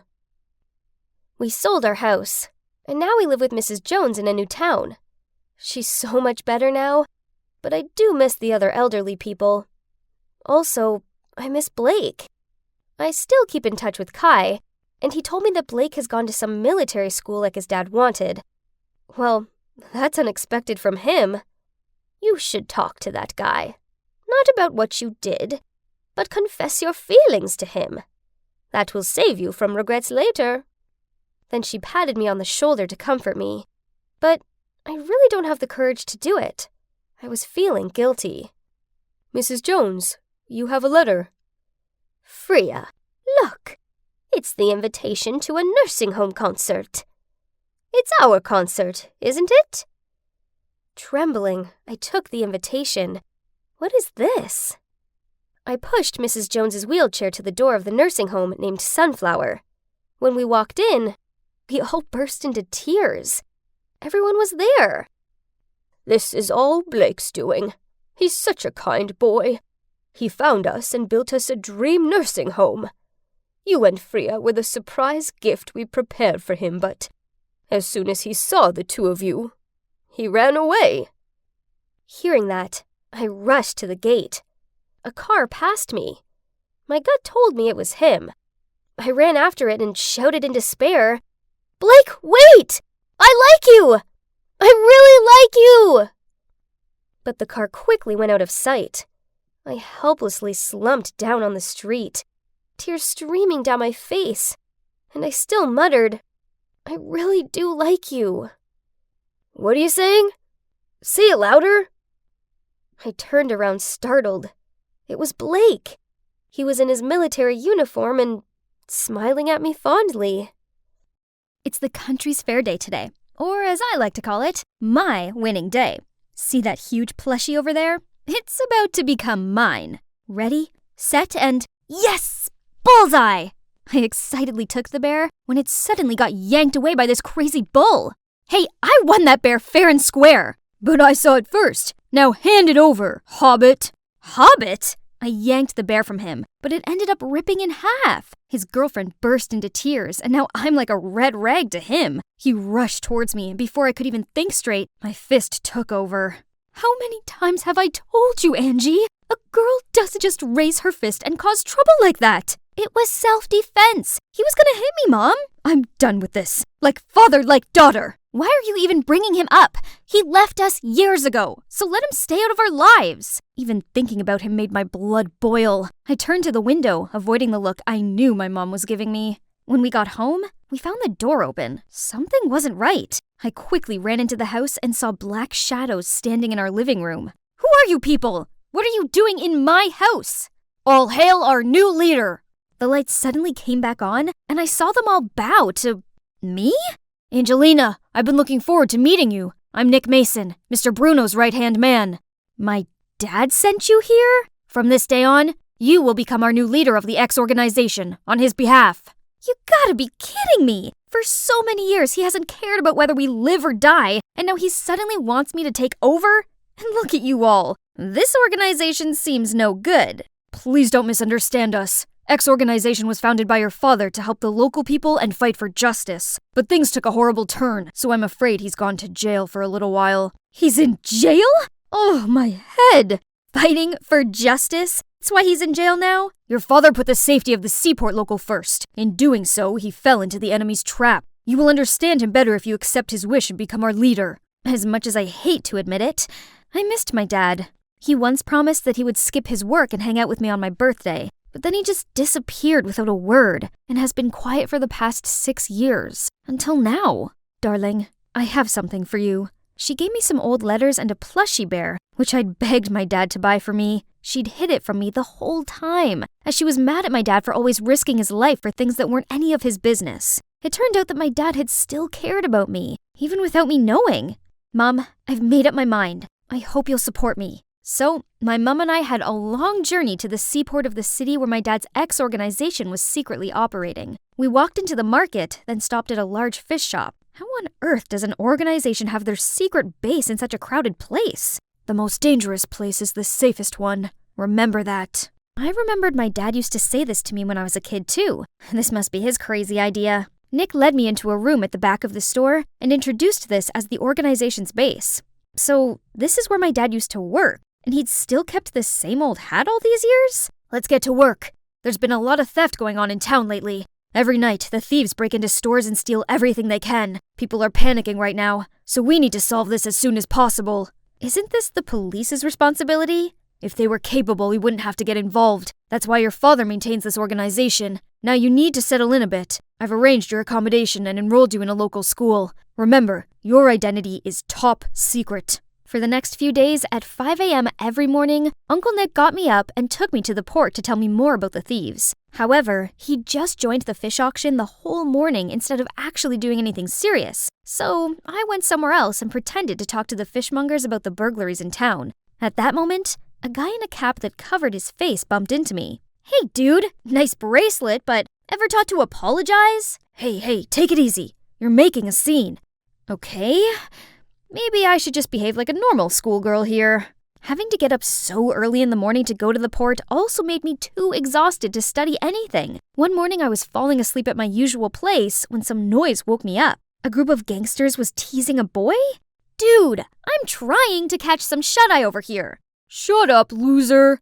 Uh-oh, they were messing with the wrong person. I grabbed a nearby mop and made some fancy moves that took them all down, then dragged the flabbergasted nerd out of there. He wasn't calm enough to run for his life.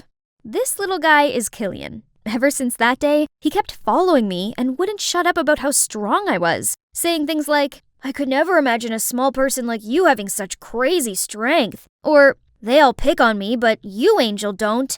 Then, let's be friends. I have no peace when he's around. While I was trying to make some space for myself, a call suddenly came from Uncle Nick. One of the jewelry shops in the city just got burglarized. Can you help? What? Yeah, I'll head back to headquarters and set up a plan. You can count on me. I then hung up, and that's when I heard a ball hitting the floor. I turned around, and there was Killian, standing behind me, shocked to the core. He'd obviously heard the whole conversation. If you utter a word of this to anyone, you'll not wake to see another day. Do you hear me? I can help you. I know this town like the back of my hand. Okay, we can be friends, or associates, as long as you keep quiet. After school, Killian and I rushed to the crime scene. While wandering around, I spotted a shiny thing among the broken glass. It must have been from those thieves. But wait, I've seen this D symbol somewhere. I was about to pick it up when Killian grabbed my hand, shivering. Bro, it's her who attacked us back then. That gangster suddenly came at me. I tried to dodge him, but ended up toppling over backwards. Suddenly, a strong arm held me back and shielded me from the punch. Mamma mia! Who's this handsome hunk? I wrapped my arms around him and pulled out my inner damsel in distress. Oh, my hero! These jerks won't leave me alone! Please save me! I'm scared! Mess with my friend one more time and you're dead meat. Get lost! He turned to me, making sure I was okay, then parted way. Through Killian, I found out his name is Frank, a senior at our school, and he's known for his cold and reserved demeanor. Definitely my type of guy. But wait, what about the bracelet? I returned to the broken glass window. The bracelet was nowhere to be found. At school, all students were constantly talking about these recent burglaries. Everyone was worried about who would be the next victim. When will all this nonsense stop? I wonder who their next target will be. Don't you see? The recent victims were all the big shots in town, and the crimes were all on the days the police weren't out patrolling. So then, Graham's jewelry shop and Holden's boutique store could potentially be their next target? That makes sense! Wait, Frank? Now that you're here, I feel so much safer. It'll probably be Holden's because Graham already added a new security system to his shop. Please stop fiddling with your hair like that. Good observation. The police don't patrol the port tonight, so they might make a move. So stay still inside, will you, sweetie? Aww, but his sweetie's still gotta watch Holden's shop and catch the thieves red-handed tonight. An hour had already passed, but nothing had happened. Right at that moment, Nick received a phone call that Graham's shop had just been robbed. The thieves broke the security system and everything had been taken. Nick snapped at me for acting impulsively without having any clear evidence. But this felt so sketchy, though. Holden's store was way more vulnerable. It's like they knew we were waiting to ambush them here. A few days later, while I was patrolling around the shopping street, Killian informed me that there was a suspicious masked man sneaking around the pearl shop. I immediately dashed there, right at the moment he was breaking the lock. In the blink of an eye, I kicked him, knocking him to the ground. Angelina! Holy crickets, are you okay? I looked up to see Frank running towards me. The thief immediately rose up, causing me to fall back, then fled the scene right away. Catch the thief, quick! Frank and Killian darted past me and followed the guy. I waited for them at the harbor, but only Killian came back. Sorry, Angelina, but I have to say this. There's something fishy about Frank. I think he's on the thief's side. Oh, come on. Are you jealous of him? How do I know you're not their spy? What do you mean? You've been acting suspicious from the get-go. You wouldn't leave me alone for a sec. And remember how you listened in on my conversation with Nick? And what about when you made me so sure it was Holden's shop that would be the next target, And now you're blaming Frank? You're so wrapped up in that jerk. I saw him purposefully let that thief go. When I was about to catch up to him, Frank suddenly stopped, making me crash into him. Then the thief got away. That can't be. He's always there to help me. I'm the one who's always backing you up, but you only see that fraud as your hero. Ugh, just forget it. Wait, I had no idea who to trust. It was all so confusing. Right at that moment, I got a message from Frank asking me to go to this Meteor camping place, as he had something important to say to me. Okay, it was time to confront him and get the truth. I rushed there as fast as I could, only to find nobody? I looked around and noticed this suspiciously lit-up tent. The tent flaps suddenly opened, and a shadow bolted towards me. Hey, calm down, it's me. I opened my eyes to see Frank in front of me. He'd set up this whole place for me? Frank suddenly took my hand and confessed. Angelina, I've fallen head over heels for you. I was wondering, will you be my girlfriend? Together, we could be a power couple. With your X organization and my Darkwalkers clan backing us. How do you know I'm related to X organization? Ha! I've been watching you since that first day you wandered around the fish market with that old Nick. Remember this bracelet? You almost got me that time. You shameless, rotten, stinking skunk! I even trusted you over Killian! Oh, come on. It's not my fault you fell for me and betrayed your best friend. You and I are more alike than you think. It's only fitting that we become a team. Enough! Listen carefully. I'm never going to team up with a dirtbag like you. How did you... Guys, take her! From the tents, Frank's minions came out one by one and surrounded me, then gradually tightened the siege. Let's see who's the boss now. Oh, no, I fell into his trap. Those punks held a rope ready to tie me up, but right at that moment, I heard a car engine approaching. Is that Killian leading Nick and the X organization? He jumped out of the car, ran past the minions and Frank to get to me. Angelina, are you all right? You're not hurt anywhere, are you? I shook my head and felt so touched. He'd come to save me. I thought you were mad at me. I was, a little bit, but I couldn't let you do all this alone, so I went to Uncle Nick. Behind Killian, Uncle Nick and the team had seized all the thieves and their ringleader Frank. Now they'd spill all their dirty secrets in front of the law. It turns out, my dad was about to expose the Darkwalker clan for their evil antics when they framed him for intentionally causing injury and put him behind bars. Since I became the new leader of X, Frank had been trying to seduce me so he could manipulate the organization. Finally, though, my dad was found innocent and released. Mom and I welcomed him home with open arms. I'm so sorry for leaving you behind. I was afraid I would put you in danger. It's all right, Dad. You must have had a hard time, too. I'm sorry for taking so long to realize how proud I am of you. I missed you so much. Dad was super impressed with what we had accomplished for the organization. He even decided to let me continue to be the leader, all the while supporting me and teaching me his tricks. And I know for sure everything will turn out okay, especially with this guy by my side. So, did I do a good job proving myself, lady boss? The vice leader position seems to suit me well, don't you think? You do deserve a promotion. How does vice leader and boyfriend sound? Augustine and I almost took down this fake Roblox plushie smuggling empire when the gang leader suddenly turned vigilant and ordered his members to armlock us. Pablo, you got it all wrong. We're here to make a business deal. You don't fool me, you sneaky little rats. Think you can catch me? I am invincible! Mwahaha! Suddenly, there was a knock on the door. Pizza's here. Please take your order. Did any of you morons order pizza?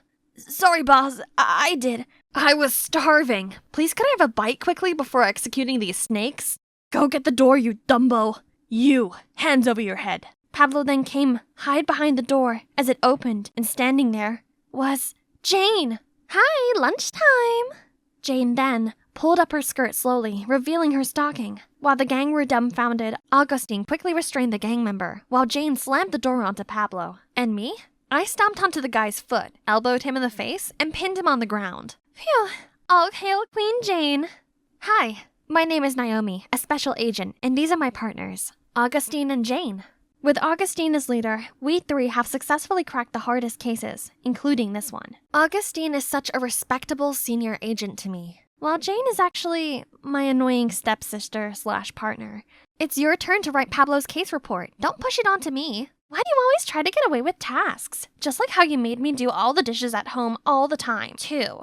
Team, we got a new case. Amy, straight A student. Lawrence High's representative to the upcoming United Nations event. Missing since Monday. Urgent request from parents and the school to bring the subject back safely. Suspect number 1, Shirley, direct competitor for the school representative title. A mean girl in disguise. So, starting tomorrow, we'll be students at Lauren High to investigate it. Can I join the girl posse and befriend Shirley? Nothing helps spilling the tea easier than blending in with the gossip girls. Okay, but we also got Diane, Amy's stepsister. Quiet and shy. Parents are freaking out and asking her to be watched 24/7 too. Jane, what do you think? I can approach Diane and keep an eye on her. Great. Remember, team, do not act by yourself under any circumstance.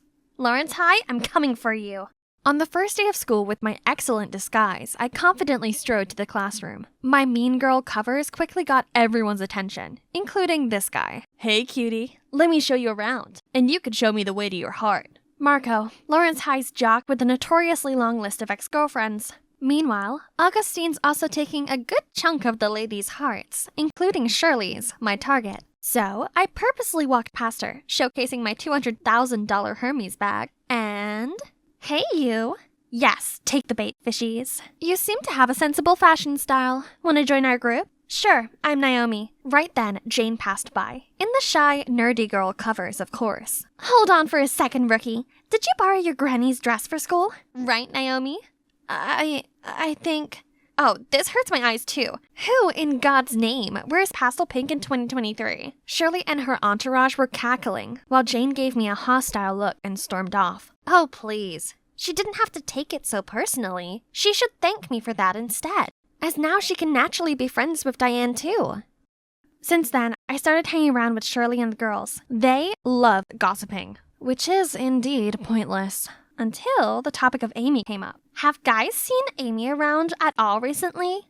Amy? Who on earth? Amy Hayward, the one competing against you for the school's representative. Oh, that stupid contest. I couldn't care less about it, actually. Thank God it's over. I only joined it because my dad kept insisting. Shirley didn't even remember Amy, nor did she want to compete with her. And now that I've noticed, she's boisterous at times, but actually quite straightforward. My guts are telling me it's not her. So I brought up my concerns about the case at our next meeting. I'm pretty sure Shirley is clear. What? Do you even think before saying? She's our #1 suspect. Plus, from what Diane told me, she's always picking on other students. Yeah, but that doesn't mean she has ill intentions towards Amy. You need to stop judging people too quickly. Excuse me? How about you stop siding with the devils? Or you find it hard because you're one too? Enough. Let's just keep your assumptions on hold for now. We need more clues before acting on anything. Dang it. If only I got some solid evidence. Jane just always slowed down the investigation, so the next day I went to find Diane myself to ask some more questions about Amy, but Marco stopped me with, a bunch of roses? Roses are red, violets are blue, sugar is sweet, and so are you. Be my girl, will you? I was still processing this when Augustine came from afar and went straight into the roses. Oops, sorry, I had my sunglasses on. Marco looked like an erupting volcano while Shirley gave an earth-shaking squeal. Eee! Oh, that body and that grace. Oh, great Lord, please spare me. During independent reading, Marco and his army came marching toward Augustine to pick a fight. But Augustine completely ignored Marco, which infuriated him even more. Hey, you! Turn your coconut head around and have some courage to face me. Augustine calmly stood up, returned his book as if Marco was invisible, and came to ask me to have lunch with him? He pulled me out of there, leaving Marco behind, grunting like a mad pig. It feels good living student life and having the boys chasing after you. Stay away from those teenage boys from me, will you? I don't see why. Don't get your identity revealed. Don't worry, and Marco's such a kid, not my type. By the way, you want to experience a heartfelt infatuation too? Think Shirley is laying an eye on you. The look on his face is priceless. Who would have thought this charismatic agent is actually allergic to girls?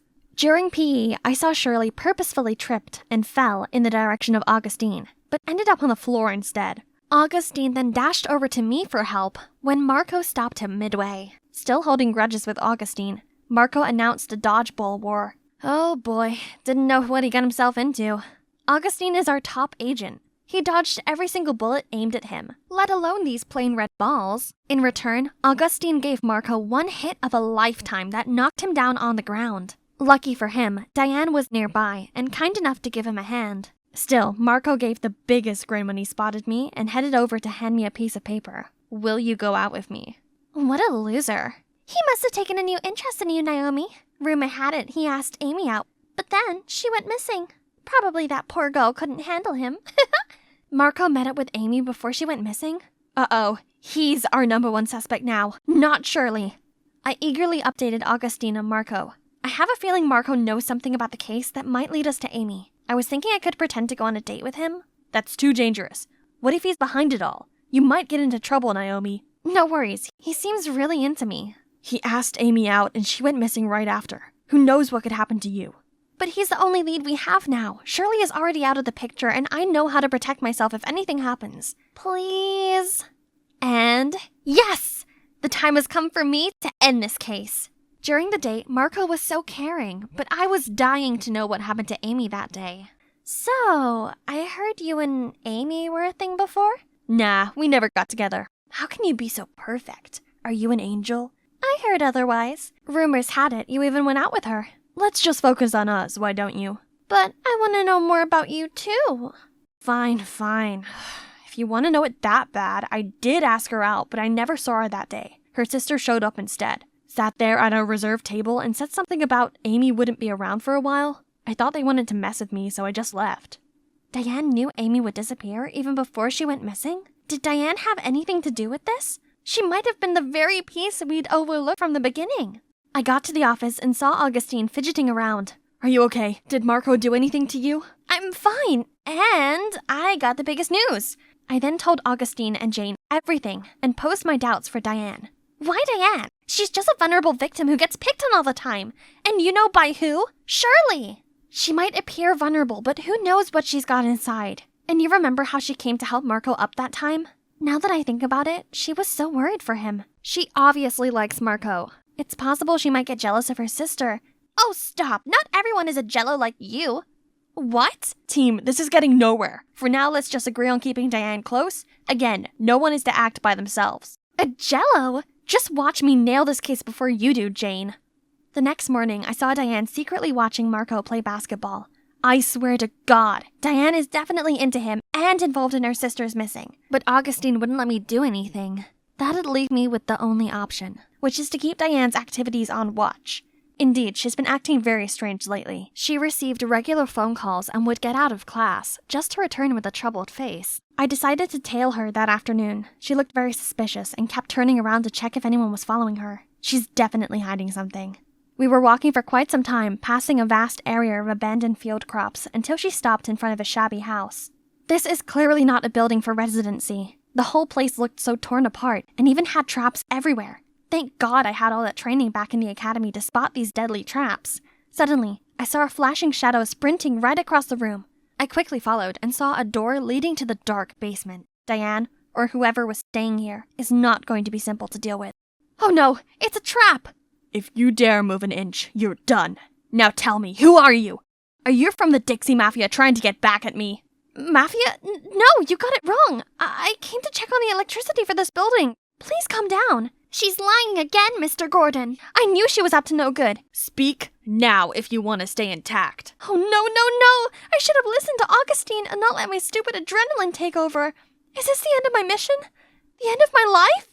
Suddenly, there was a loud banging sound. FBI, don't you dare touch her! It's Augustine! FBI? What? No, what's happening? Are you not from the gang? Jane was there for me too. She quickly took the bomb remote and turned it off. Fake bomb, are you kidding? I quickly got out of the trap safely. Special Agent Naomi Cooper, where are you hiding Amy? No, you got it all wrong. Mr. Gordon's Amy's biological father. How can he hurt her? I looked at Augustine and Jane, who were as shocked as I was. Mr. Gordon used to work for the gang, but he turned his life around. That's why he thought you were the old gang coming at him for revenge. Not long ago, he contracted a serious illness that needs a kidney transplant, and Amy is the only relative he's got left. You're telling me Amy agreed to give him a kidney? Then why are you here in the dark? Why hide? Because Amy's mom hated me and forbade me from seeing her, let alone giving me a whole kidney. But Amy is my daughter with a golden heart. Even though I didn't want to, she insisted on giving me a kidney so I could live on. If Mom knew about it, she would never agree. That's why Amy had to run away to have the transplant done with Mr. Gordon. Where is she now? Resting in that room. Don't worry, Mr. Gordon has been taking well care of her. Meanwhile, I helped bring them food and necessities. I quickly kicked the door open and saw Amy lying on the bed. What was all the commotion, Diane? Did you bring Dad some squash? Augustine, Jane, and I saw it through now. We all got it wrong this whole time. The next day, we went to find Amy's mother and had a talk with her. She was shocked at first, but after knowing everything, she realized how wrong it was to separate father and daughter. She was so touched by her daughter's precious heart and agreed to let Amy come visit Mr. Gordon from now on. Looking at the sisters makes me think about my own sis. I'm sorry. We gave each other a tight hug. We are sisters too in the end. Well, case closed. Let's go for some grand celebration, shall we? Actually, I have a date now. Why don't you take Naomi with you? Then she just left us there, cheeky Jane. I'm so relieved you're okay, Naomi, because if anything happens to you... Yeah, Augustine? If anything happens, I would die for you. I was sound asleep when loud bangings jolted me awake. The cops busted in and immediately pinned me down. What are you doing? Let me go! Get away from me! Do you even know who I am? Rebecca Darlington, you're under arrest for stealing Mr. Woodley Jones's heirloom necklace. Anything you say can and will be used against you in a court of law. Stealing? What? No, I didn't do it. Let me go. Man, I got into big trouble that time. Oh, hey guys, I'm Rebecca. Believe it or not, it's actually my bizarre life story here. Before we start, please like and subscribe. My dad passed away when I was only 5, so my mom had to step up and take over the entire family business on her own. And she was the biggest perfectionist on the planet, not just in business, but in the family too. Seriously, it's her way or no way. I hated this and always tried to rebel. However, Mom always found a way to ruin my fun and forced me to study business instead. Boring. But lucky me, my brother, Kevin, always got my back.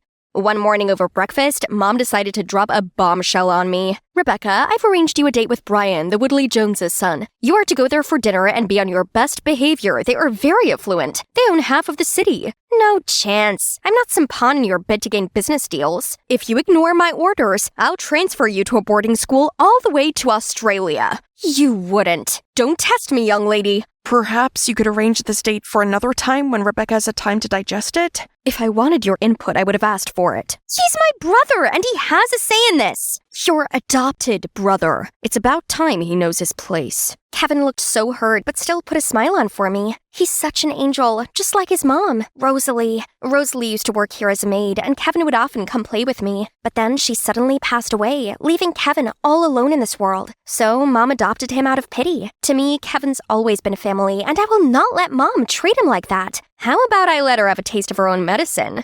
So I took Mom's magic money card and went on a huge shopping splurge. Mom wouldn't be mad if her card missed a few zeros, right? Now let's get ready for the date. Ta-da! I look crazy, right? Take that, Mom. No way will this Brian guy want a second date. Kevin kindly offered to drive me to my date. He reassured me it would be okay, then passed me a box of chocolates to give to Brian. Oh, Kevin.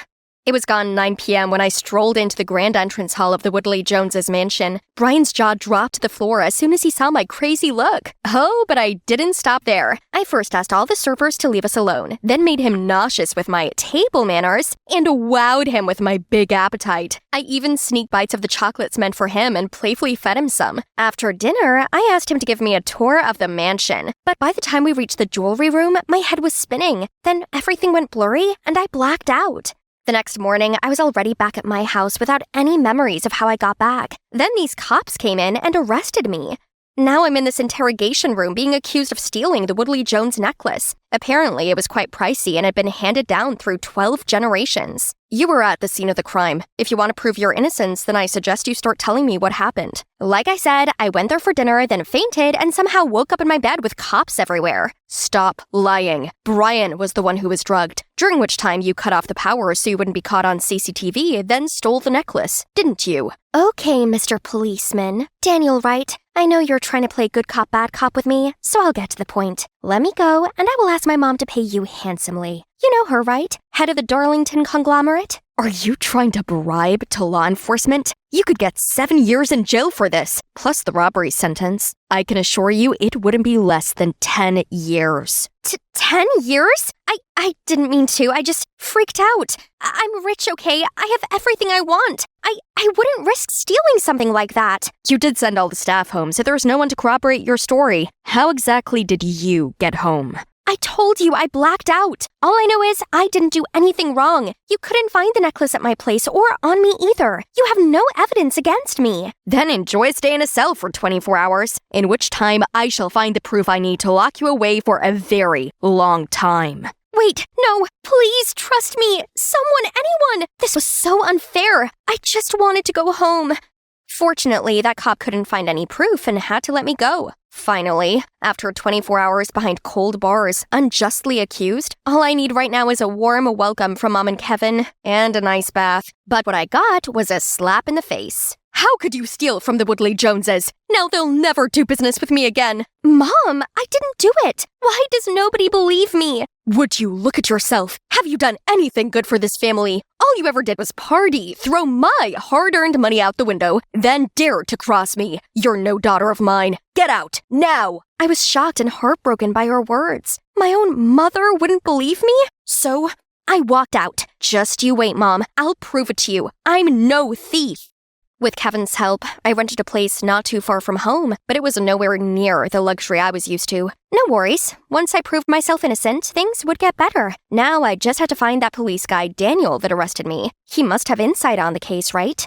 But when I arrived at the police station, I saw Daniel being scolded by his boss. You couldn't even solve the simplest case. Daniel, what has gotten into you? You're off the case. Jack, it's over to you. Leave it with me, sir. I won't let you down, like some incompetence. Sheesh, that Jack guy was such a douchebag. And Daniel sure did look glum about all of this. So I approached him and suggested we work together to find the culprit and kick Jack in the butt. At first, he refused, as apparently a suspect participating in the investigation was not procedure. Relax, it's not like I want access to classified documents or anything. Think of it as working with a suspect. If we cooperate, you can monitor me to see if I really am the culprit. It's a win-win. It's not like that. I'm no longer on the case. Jeez, I didn't expect you to give up so easily. So much for being a pro. Maybe your boss was right to reassign the case.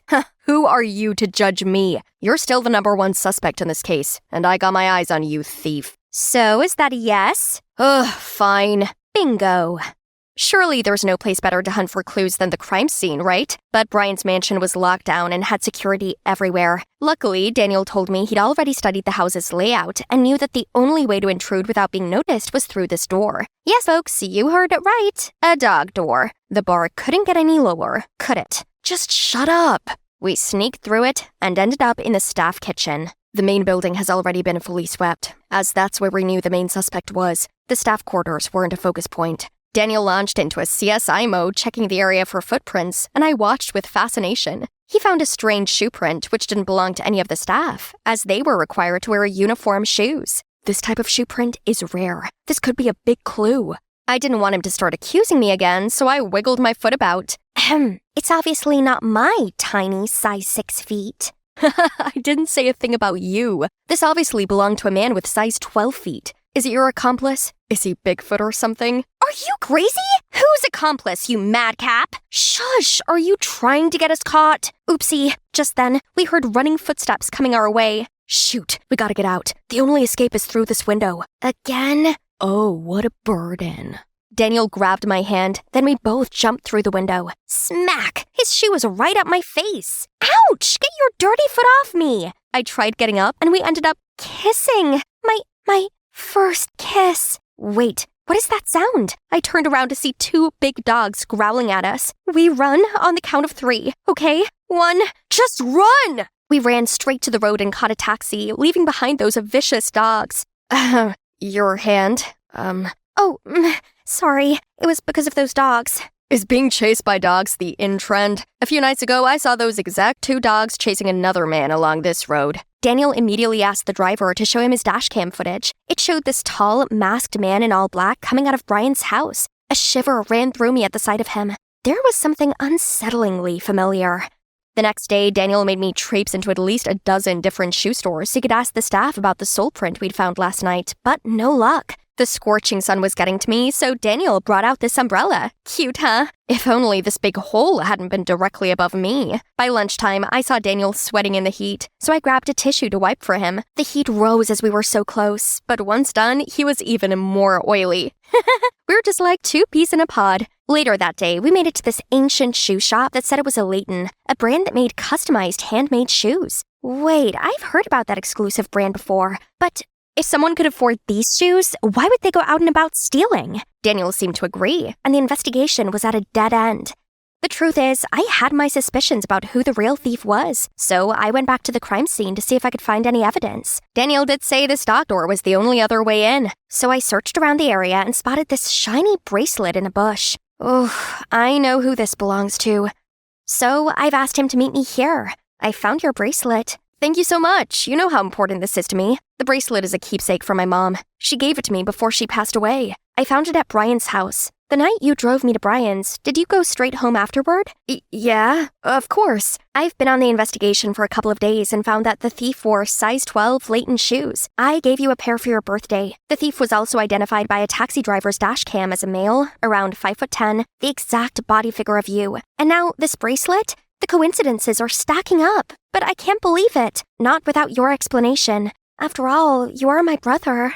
Yes, it was me, but I had no other choice. I actually have a sister, a half-sister from my dad's side, and she's going through surgery. I really needed the money to pay her bills. I might look successful on the outside, but I work for your mom unpaid. Don't get me wrong, I'm grateful for all she's done for me, and I couldn't ask her for more, so I took the risk. Why didn't you tell me? I can help you. You were always embroiled in arguments with your mom, so I don't want to burden you further. And you only seem to need me when you're in trouble. That's true. Thinking back, we rarely talked. Even when we talked, it was always me complaining about Mom to him without realizing Mom has been the hardest on him. I hated what he did, but I knew he only did it to save his sister, and I felt terrible that I'd had Kevin's love and care all of these years, and she hadn't. Kevin, don't worry. Just leave it to me. The next day, Daniel came to see me and told me the police department had just found new evidence against me. The chocolates I'd given to Brian that night contained anesthetics. It all sounds very suspicious to me and may just change the direction of my investigation. Are you investigating me now? No, it's highly possible that the real culprit wanted to target you. I need your cooperation. We have to hurry before they blame it all on you. Who helped you prepare the present that day? No one. I bought them at the store. I felt awful lying to Daniel, but I couldn't let Kevin go down for this. Not when his sister needed him. It was time for me to put an end to this devastating chain of events. I went to the police station and confessed to stealing the necklace. They arrested me, and right at that moment, Daniel stepped in, surprised. Rebecca, what are you doing here? Let her go! What are you doing? We can't arrest her without evidence. Daniel, it's okay. I already confessed. What? That's nonsense. I insisted that I did it, and he had no choice but to let them arrest me. I know it's not that simple, Rebecca, and I'm going to prove it. Daniel was right. Everything was off about this trial. First, this Jack guy had somehow swapped all the evidence against Kevin to me. From my shoe prints on the staff kitchen to the recording from the taxi driver. Plus, the necklace was later found in Miss Rebecca Darlington's bedroom. It was never there in the first place. I wanted to speak up for myself, but that douchebag Jack shut me up. The judge was about to sentence me when Daniel kicked the door and barged in. Stop! Your Honor, I believe all the evidence presented to you was faked by him. The whole court bursted out in surprise. Turns out Daniel's boss had suspected Jack was a rotten apple, so he actually wanted to use this chance to expose him. He pretended to kick Daniel out of the case and appointed Jack instead to lure him into the trap. As predicted, after I confessed to the crime, Daniel followed Jack and saw that he was taking bribes from Kevin. Well paid. I'll fake the evidence. Rebecca will go down for this. Don't mess it up. It's tricky enough to get that brat to take the blame for me. He played me? There was no half-sister who's in the hospital? Ugh, don't look at me like that. My real mom only died because of your mom, Dawn Darlington. That woman flagrantly accused her of stealing. Mom was so distraught, she had a heart attack and passed away. Dawn only adopted me out of guilt, and she treated me like garbage, making me run around for you. So I decided to take revenge, show them how being wrongly accused of something can ruin lives. But look where vengeance got him. He was a monster, and I really wondered, was it really worth it? In the end, both Jack and Kevin went to jail. Unfortunately, without Kevin as key personnel to help out with my family business, it went into turmoil. So I offered to help Mom with it. You do that, after everything I put you through. We're a family. I also felt bad for taking you and what you provide me for granted. I'm so ashamed of how I treated you. I've been cold, controlling, and unfair. On you and Kevin. It's my fault he turned against us and sought revenge. Mom, it must have been hard for you running the business and caring for me and Kevin, especially without Dad. I forgive you and want to just put it behind us and start again. Now, I just had one last person to make amends with. Rebecca, I didn't think you'd ever want to see me again. I didn't. I was so mad, but then I realized that being that way was getting me nowhere. To forgive others means forgiving and liberating ourselves. I walked out of the prison feeling much more positive about it all and saw Daniel waiting for me. Say, we make a good team. What do you think about being my partner? Partner? For investigative purposes or for life? How about both?